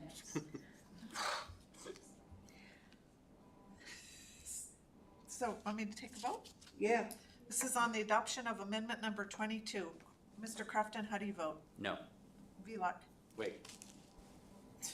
We do. He don't Yes, know it's how no, he it's wants no. to vote. Yes, It's a I was trying, I forgot for a second, like how I had to vote on this. It's Yep, no. you're fine. Councilmember Velock? No. Councilmember Rubio? No. Councilmember Cottle? No. Councilmember Graham? No, Councilmember Schmidt? No. Okay, Madam Mayor, amendment number 2 fails to be discussed 22. later. To be I'm sorry, discussed 22, yes. later. You can tell these late hours is affecting people's brains. Okay, amendment number 23. Madam Mayor, Mr. Crafton, thank you, Mayor. I move amendment 23. second. Cottle seconds. It's been moved and seconded. Is there a discussion? Madam Mayor. Mr. Crafton? Thank you, Mayor. This one was, again, kind of going back to the previous discussion, that there's going to be a parks master plan, and this is talking about doing, some pretty massive work to parking improvements of Lake Lucio.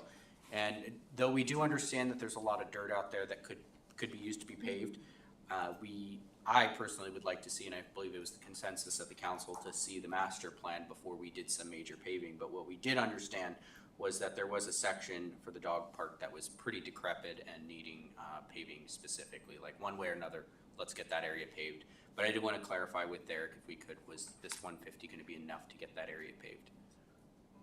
Through the mayor, yes, 150 will provide adequate paving. What I don't know if it'll do is make it all the way to the paved road on Riley. So if we focus on the normal parking area for the dog park and try to get back to the paved section at Riley so that there's not a break, that's what we'll do. I mean, I'd like to leave it as is just for the sake of it, but I mean, if they come back and they say it's $75,000, I mean, you can come back and ask. I mean, I think at that point, one way or another, we still get the final decision. All we're doing is budgeting the money. We're not actually spending the money right now. So I'd say, I mean, I can't direct him, but keep it in mind if we could. Through the chair to the council finance director, Olin, do we need to change the narrative? Yes. What do we want the narrative to say? Well, the narrative's gonna go the direction of administration, so if you're just wanting the dog park parking lot paved, then that is all we will do based on the narrative. If you're wanting us to take $150,000 and go as far as we can with it, then that needs to be, if you want a paved lane or whatever it is to get to Riley, we need that information in there. I guess that's the clarifying what we need, because then the purpose of that money is, it's given to us. From pavement to dirt to back. Ms. Rubio. Madam Mayor, I do say that we maybe start at Riley and connect it and go as far as we can from that point. We might not get all the dog park this year, but we'll get as far as we can spread it. Madam Mayor. Further discussion? Yeah, I like Ian's idea that have the administration come back to us if it's going to be more. It would be nice if it was complete instead of, then trying to match up the next year, and maybe it's gonna be too much and we say no, but I like the idea that it gets complete, the dog park gets complete. Further discussion? Madam Mayor, Mr. Graham? I agree with Councilperson Rubio on this. I mean, we need to start where the pavement ends, and we need to work forward, not work where we end up like we do with Riley, where we've got this 3/4 of a mile stretch between paved sections, which is now taken 20+ years to get paved. Let's start at Riley and work down that road, to the south of the dog park there. And if we get to the parking lot, great, we'll get to the parking lot. But if we only get to the edge of the parking lot, well, we're farther ahead than we were. And if we want to get all the way to the parking lot, well, let's leave it at 250 to make sure that happens. Further discussion? Hearing none? Is there objection? Madam Mayor, I have a clarifying question at this point then. So this, what our finance director said was this is paving of the dog park. Do we need to clarify what the rationale is here and change it? Or is this our conversation enough to get the understanding that that's the direction we're going? Because it sounds like if we approve this, they're paving the parking lot. Not the section like Ms. Rubio and Mr. Graham had talked about. I mean, I like the idea of getting the parking lot and backing it all the way up to Riley. That's what I would like to see, but I mean, I don't want to spend $1 million doing it. That's what I don't want to do. Correct. If it's currently left at the parking lot for the dog park, then it will only be that. So we need to include information that will say, we're gonna do, Riley Starts to at the Riley parking and road. goes- yeah, We spread it. install a structural road base asphalt paving from Riley to the dog park or Far whatever. as we can, right? Far as we can. I mean, at the dog park is the projected I like ending. that, so Like we could something like say that, I don't know. from Riley to the dog park as far as funds allow. So you Riley set the Avenue. cap on the funds. And We we can keep did. going if funds allow. And but- we've capped it at 150. Yeah, so you choose the cap, start at Riley, go to the dog park as far as funds allow. But I also don't want them to be like, hey, it's $25,000 more for us to finish off this little section. I mean, I'm like, at that point, I might as well.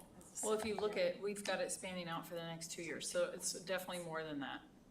Well, this is to pave all of that area back there. If you go back there, there's a lot, like Mr. Well, Graham that's what said, I'm there's saying, like. so it's not like they know we're not gonna just That's true, stop yeah, it. Cut it off. Do we need an amendment for that? Amend what we just talked about, change in rationale? So through the, Mr. Shaw, will you correct me if I'm wrong? So we're gonna strike the, budget narrative, the CIP narrative, and it's gonna now read, is it paving from Riley Avenue to the dog park as far as funds will allow?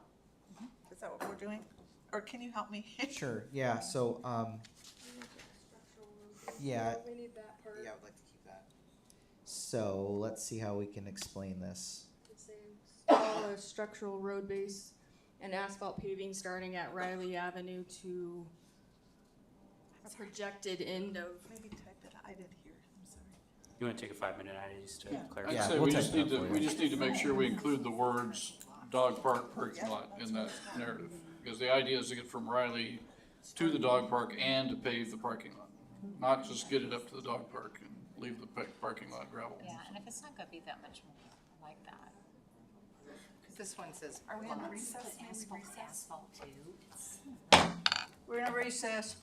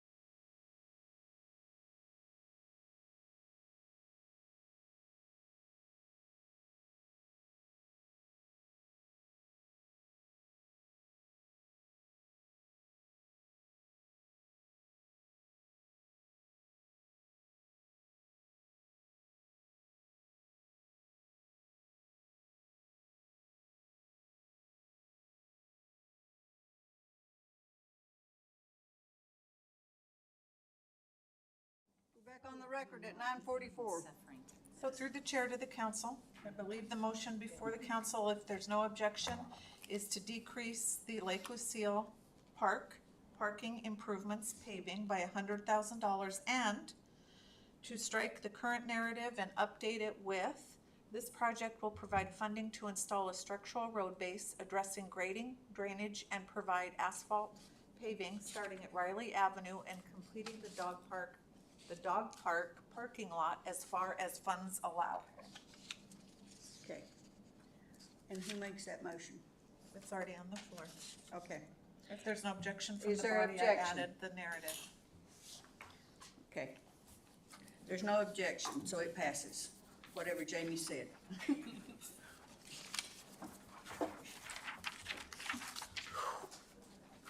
Amendment 24, vehicle replacement. Madam Mayor, Mr. Crafton, I move Amendment 24. is there a second? Cottle seconds. It's been moved by Councilmember Crafton, seconded by Councilmember Cottle. Is there discussion? Madam Mayor.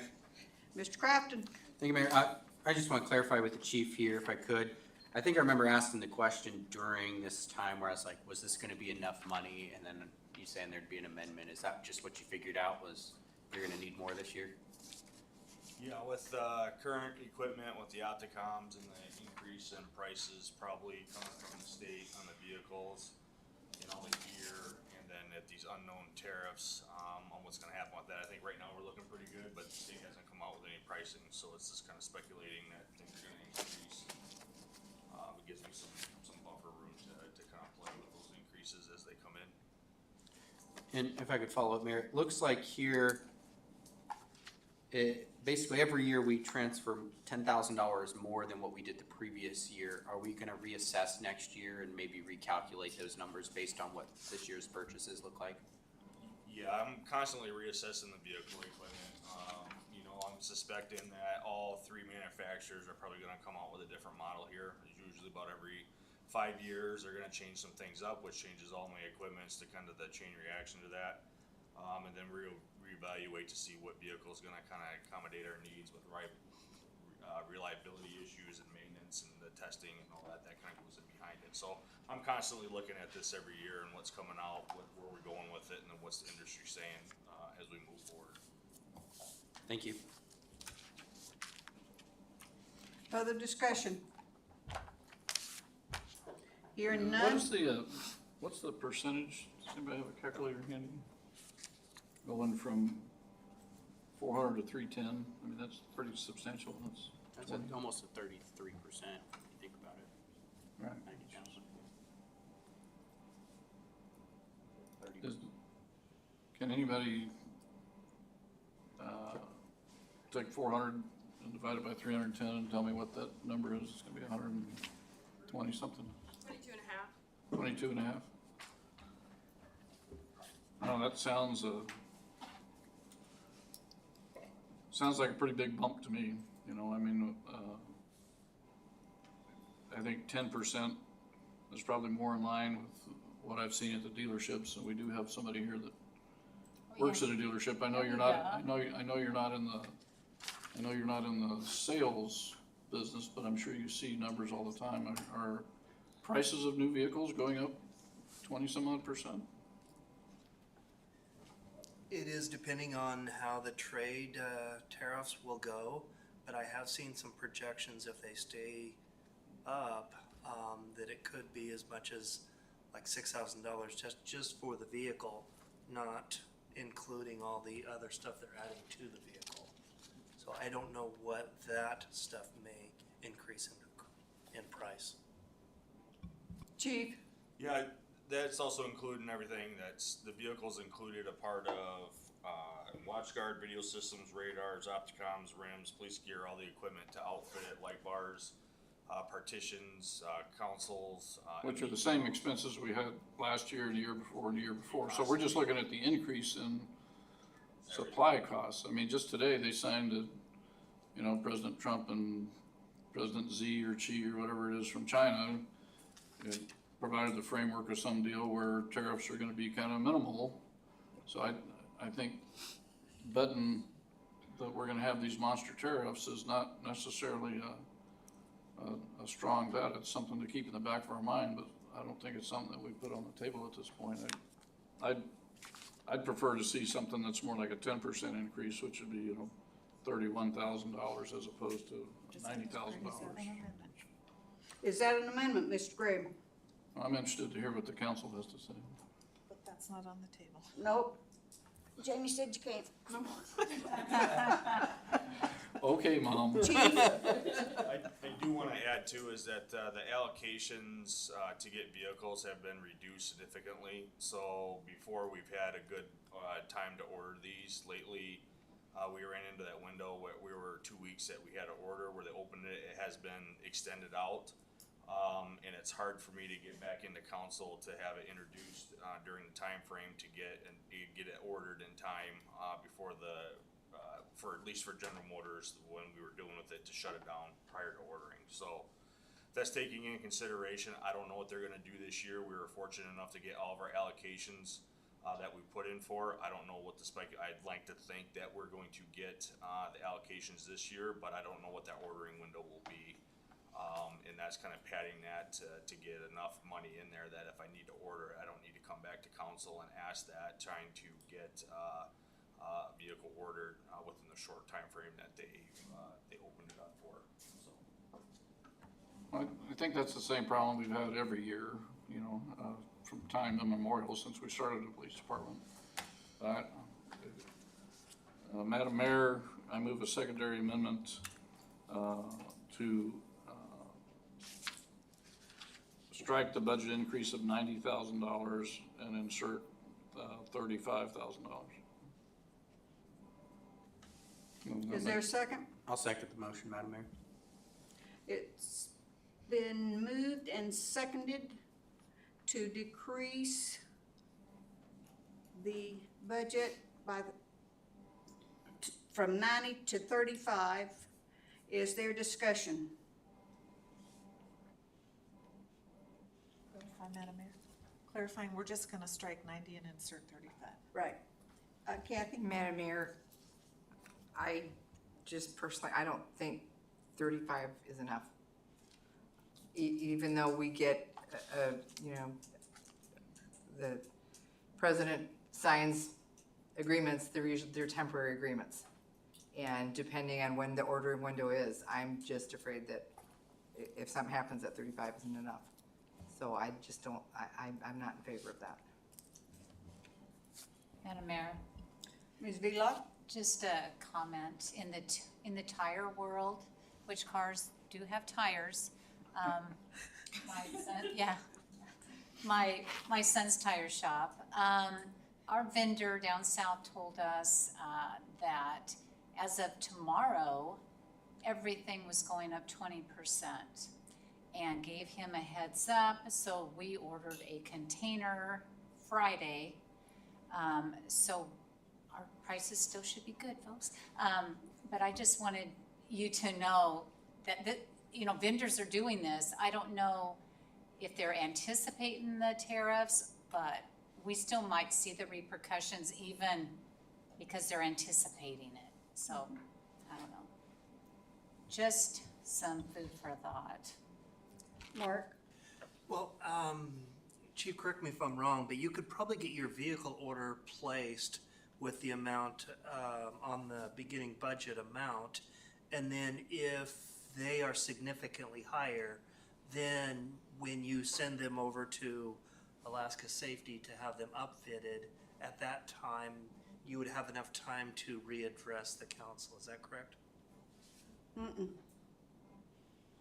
No, not through our way our procurement code reads, that we have to have the budget fully appropriated before we can issue a requisition out through the system. And we have to have the budget for, so when we send the PO out, it's a PO to, it's all in one encompassing. So it goes to Alaska Safety, it goes to whatever dealership, it does it all at once. So, because it's all attached to a car. So, unfortunately. Thank you. Further discussion?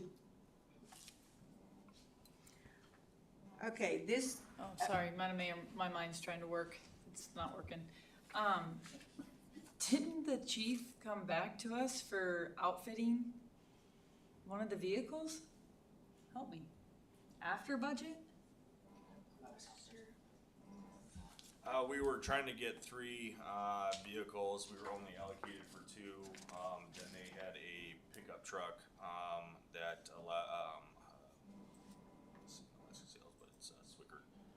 Swickard had ordered to show, and then they gave it to us at cost of what the Tahoes were running. We tried it out. We liked it. We could outfit it for cheaper than the Tahoe. But that was because I come to council because I didn't get I had specifically said 3 Tahoes, and we only got 2 out of the 3. I came back to ask for the truck. further discussion? Okay, you are voting on the decreasing the 90,000 down to 35. Okay, Councilmember Velock. No. Councilmember Rubio. No. No. Councilmember Cottle. No. Councilmember Graham. Yes. Councilmember Schmidt. Yes. Councilmember Crafton. Yes. Mayor. No, That fails. Do you choose to invoke your voting I privilege do. and break the tie? I break the tie. And we need to leave the 90,000 in. Okay, that's in. So the motion then before the council is to increase the vehicle replacement by 90,000. Is there further discussion? Is there further discussion? Any objection? Any objection to the motion? Hear no objection, the motion passes.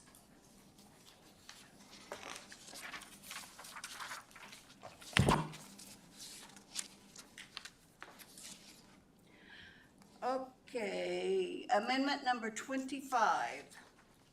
Madam Mayor, move amendment 25. Is there a second? Rubio seconds.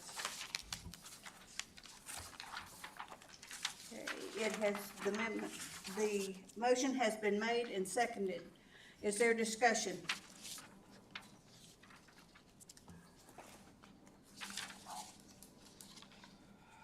Hearing none, is there objection to the motion? Crafton, Crafton? Rubio said. and Cottle? No, Rubio. Is there objection to the motion?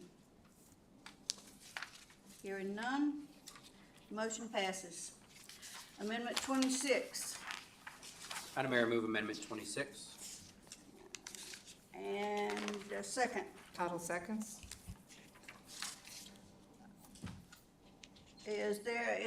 The motion has been made and seconded. Is there discussion? Madam Mayor. Mr. Crafton? Thank you, Mayor. I think my bigger question here is what's the ongoing cost of doing this? That is the yearly cost, 26 for all of our vehicles to be stored on the cloud and get on the server.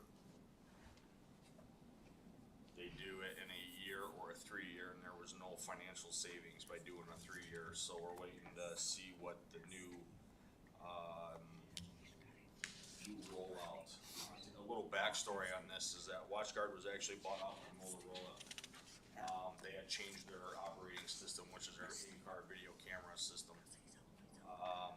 With that is that we can't order the current cameras that we currently have in our vehicles. They upgraded them to an M500, which ends up changing the storage component of that. They have a cloud program or they have a server. A lot of our servers are old, outdated, and full. And that's gonna be a substantial cost for the amount of data that we are holding for records retention, criminal prosecutions, or civil liability issues. When we purchased our latest group of vehicles, we had to jump to the new WatchGuard videos, which we got the in-cloud storage on that. This is, actually was an oversight on my part. It should have been included in the budget, but I didn't have the hard numbers at that time, as this is all fairly new.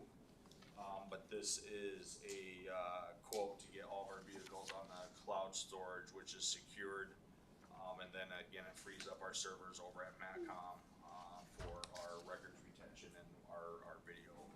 And it's unlimited, or we're not limited to storage like we would on our own servers, and the maintenance and personal costs that would take to control that. So I threw the 1-year annual subscription service is kind of what they call it. Because I didn't see I still like to negotiate that as we move forward, as our unit kind of comes up, and they weren't giving me a price discount for 3 years, so I didn't want to lock into a 3-year contract. I still would like to work out a package deal that's more for a whole package of what we need, and kind of work out a better deal as we move forward. So, because here it's saying that some is stored in the cloud, some on servers. And so the increase is to get all existing video stored in the cloud. So is there currently no cost to store it on the servers? Other than our servers are full, so we need to update them, and I can't tell you the cost on that. I don't have any idea. Because that's what I'm wondering, is if this is the cost for a year, wouldn't there be a savings by not utilizing the old way anymore? That's what I'm just curious about. I get it might not be this year, it might be next year. I'm just curious. So I'm gonna continuously see $27,000. Correct. So the only cost to those servers is when we officially buy the servers.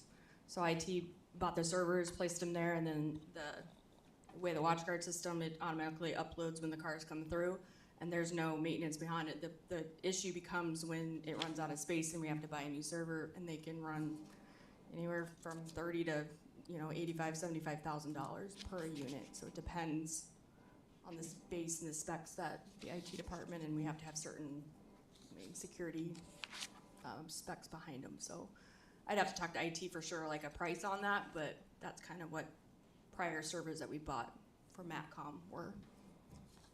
So there's no other cost except for the servers.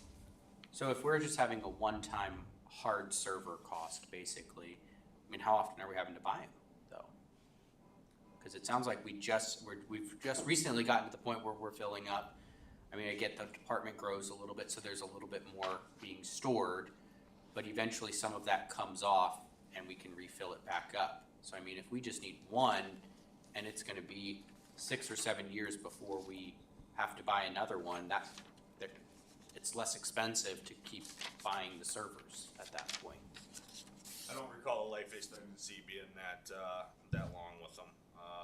They're having ones right now where I was told from Steve that they're at critical levels, and once they go, they're gone. And that was part of the conversation that we had with our MACCOM ventilation system, was the risk that we're holding with the evidence of being in there with the filtration system that we have.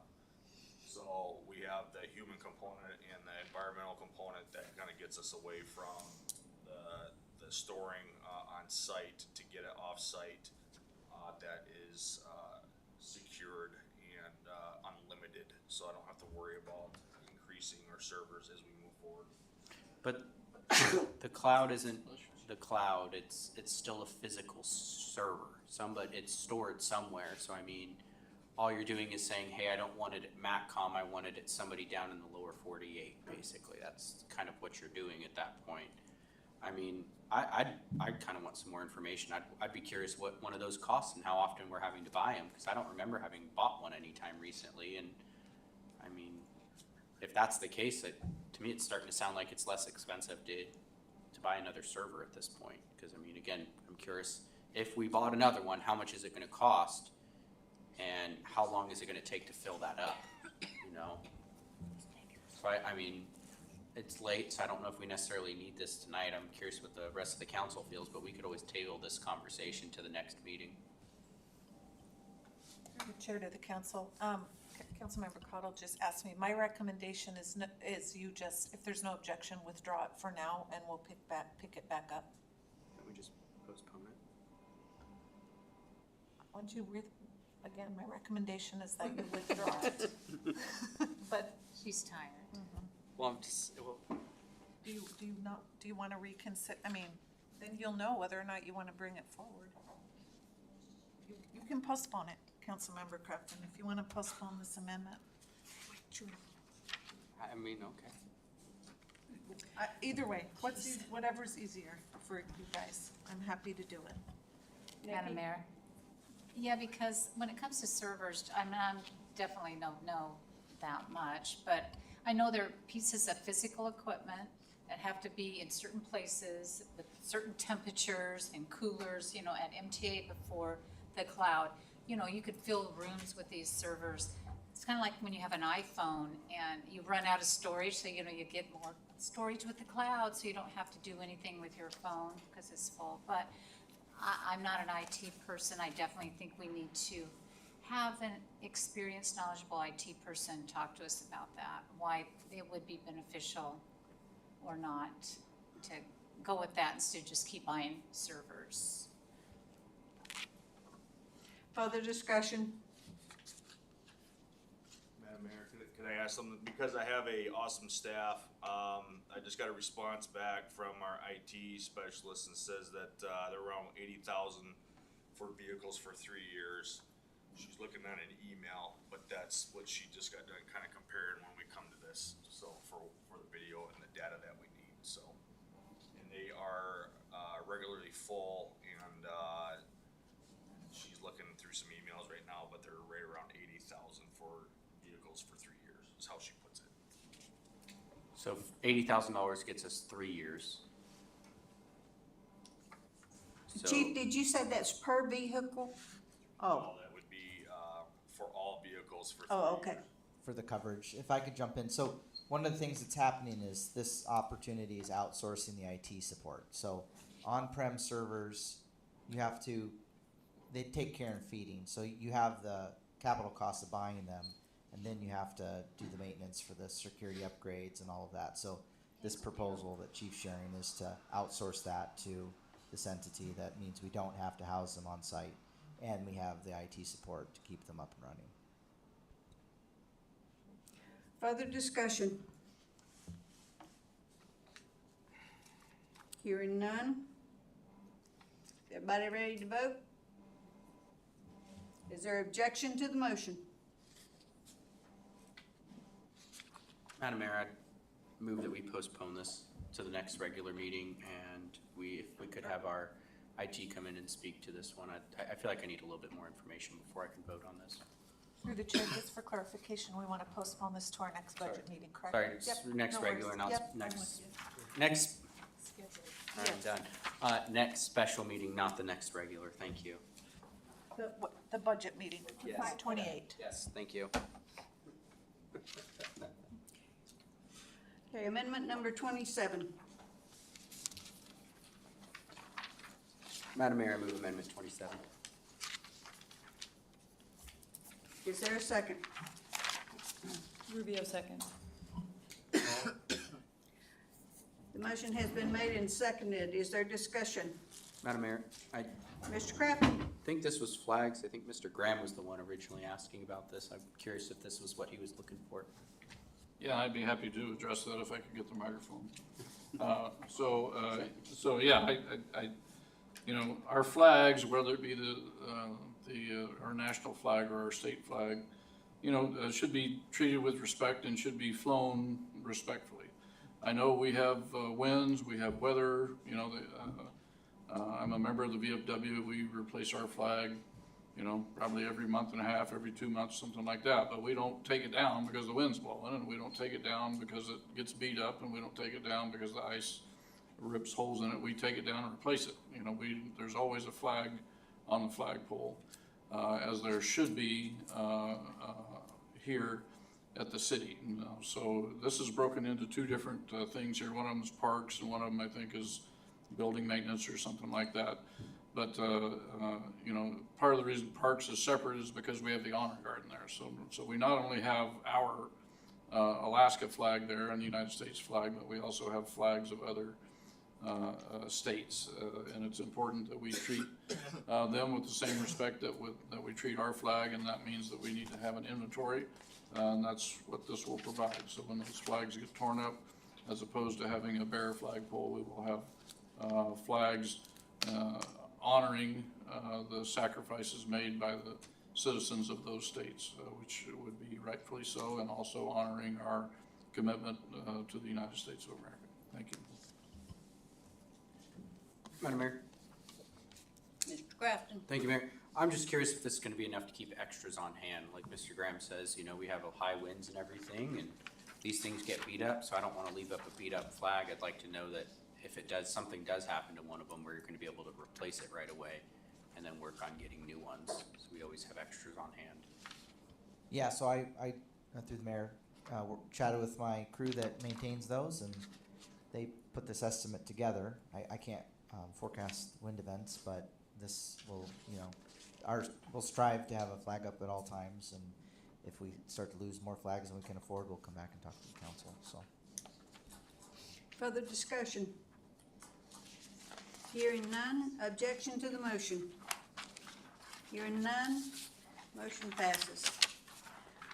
Okay. Madam Mayor, Mr. Graham? I move to postpone additional discussion on the budget until the next scheduled budget special meeting. Through the chair. Mr. Graham, before we get a second, how about we postpone ordinance serial number 2525 as amended and amendment number 26 to the next special meeting on 5/28/25? Is that not what I said? Okay. I'll second the motion. Okay, the motion has been made and seconded. Is there objection to the motion? Hearing none, motion passes. We are now at communications. Madam Clerk, please read the item by title.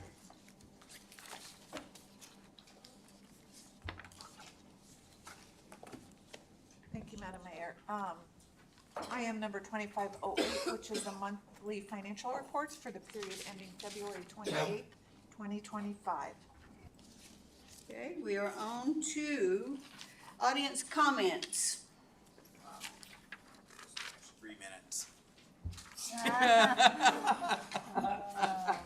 You too, Ted. He gets. You better talk fast, David.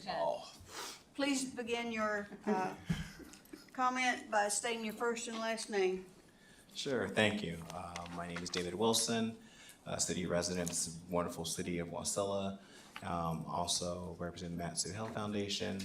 Wanted to say thank you for all the hard work you guys have put into your budgeting process, and I appreciate the comments upon community sponsorships and community events and trying to get the community more involved, and understand that the Mat-Su Hill Foundation is one of those agencies that can help bring some of those community agencies together. So please keep us in mind as you guys go forth and looking for opportunities to help bring community events and community sponsorships, as well as communications with others to offer the same opportunities. Also want to say congratulations to your newly elected councilman.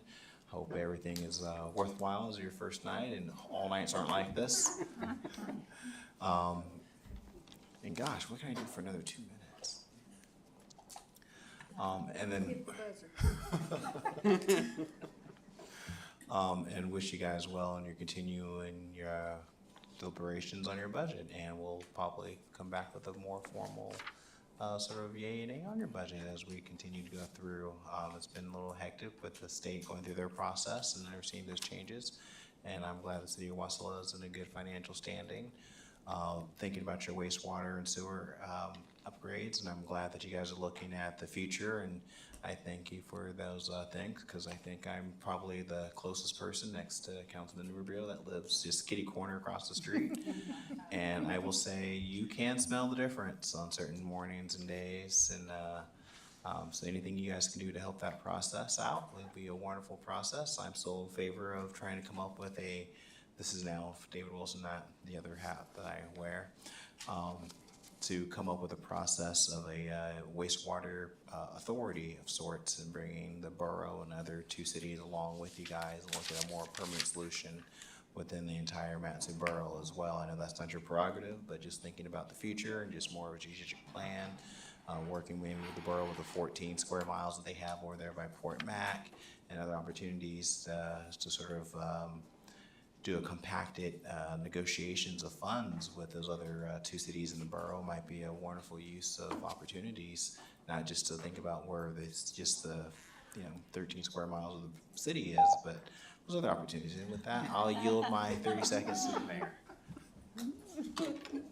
Thank you, Dave.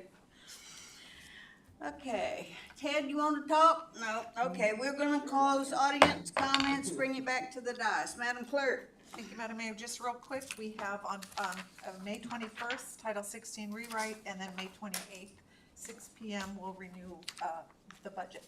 So that's all I have. Thank you. Thank you. Councilmember Cottle. Thank you, Madam Mayor. I think we made some good headway tonight, a lot of good discussion.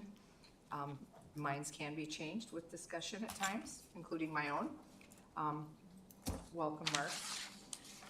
Baptism by fire, can I say? We throw you in it, but I think it was really good tonight. Thank you. Councilmember Velock.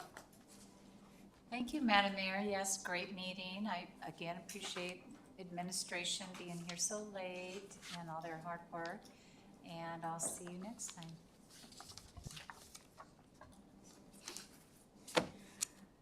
Councilmember Crafton. Thank you, Mayor. Very good discussion tonight. I know we're over 4 hours into this, but I think, again, we're gonna be here for some more time on that special meeting, so I'd prefer to get as much done as we can. Welcome, Mark. I have learned the best way to teach people is to give them a set of instructions and kick them off the cliff and let them figure it out on the way down. And I think that is what you're working with tonight. It has been a very interesting meeting, but one thing to note is I will be taking off to our capital, DC, on the 9th, morning of the 9th of June. I tried, Alina, to get a night flight, but I've got to be in DC at noon, and there is no way for that to happen unless I leave the morning of the 9th. So I will not be here at the regular meeting on the 9th, which is when we were going to take Title 16 up again. Probably, I doubt we'll be fully ready at the end of our meeting on the 21st. So just a heads up, I won't be there, so I can't make you, but I'd very much appreciate it if you'd postpone it one last time for me so I've got quite a bit of amendments I'd like to work with. So appreciate you all. We'll see you on the 21st, and thank you again. Councilmember Graham. Thank you, Madam Mayor. Lots of good discussion here today. It's nice to have Ted Leonard here in the audience. Ted did some great things in the finance department there. Glad to see that you're still keeping your finger on the pulse. And we would also like, for you to extend, our appreciation to your wife, former council person, Sullivan Leonard. She's had a tough road to hoe. She was a long time on the council, 3 terms on the council here, ran for mayor, did several terms in the state legislature, so a real champion for her community. And we appreciate everything that she's done. And part of what we saw here tonight was kind of all Colleen Sullivan Leonard, because, she would dig into things and wouldn't let things go until she understood what was going on. So please extend our best to her and her continued recovery. Thank you, Madam Mayor. Councilmember Schmidt. I want to say thank you for all the warm welcomes I've gotten from everybody here, and I've learned so much in the past 2 weeks just by attending the meetings and then being up here for today, and I know I'll do a great job for you. Thank you, everyone. And with that, I will close the meeting at 10:18. What about me? Oh, forgot to let you. Sorry, I closed my book too soon. Rubio. Well, I like teamwork, but I don't like that. I do love all the communication tonight, and really, these amendments, I know there's a lot of them, but sometimes, like Kathy said, I even put some out there because we need more talking time, and that allows us to work together to get to the end result that we're looking for. And thank you for giving me a chance to speak. I appreciate that. Yeah. Good Just night. remember, you owe me now. Okay.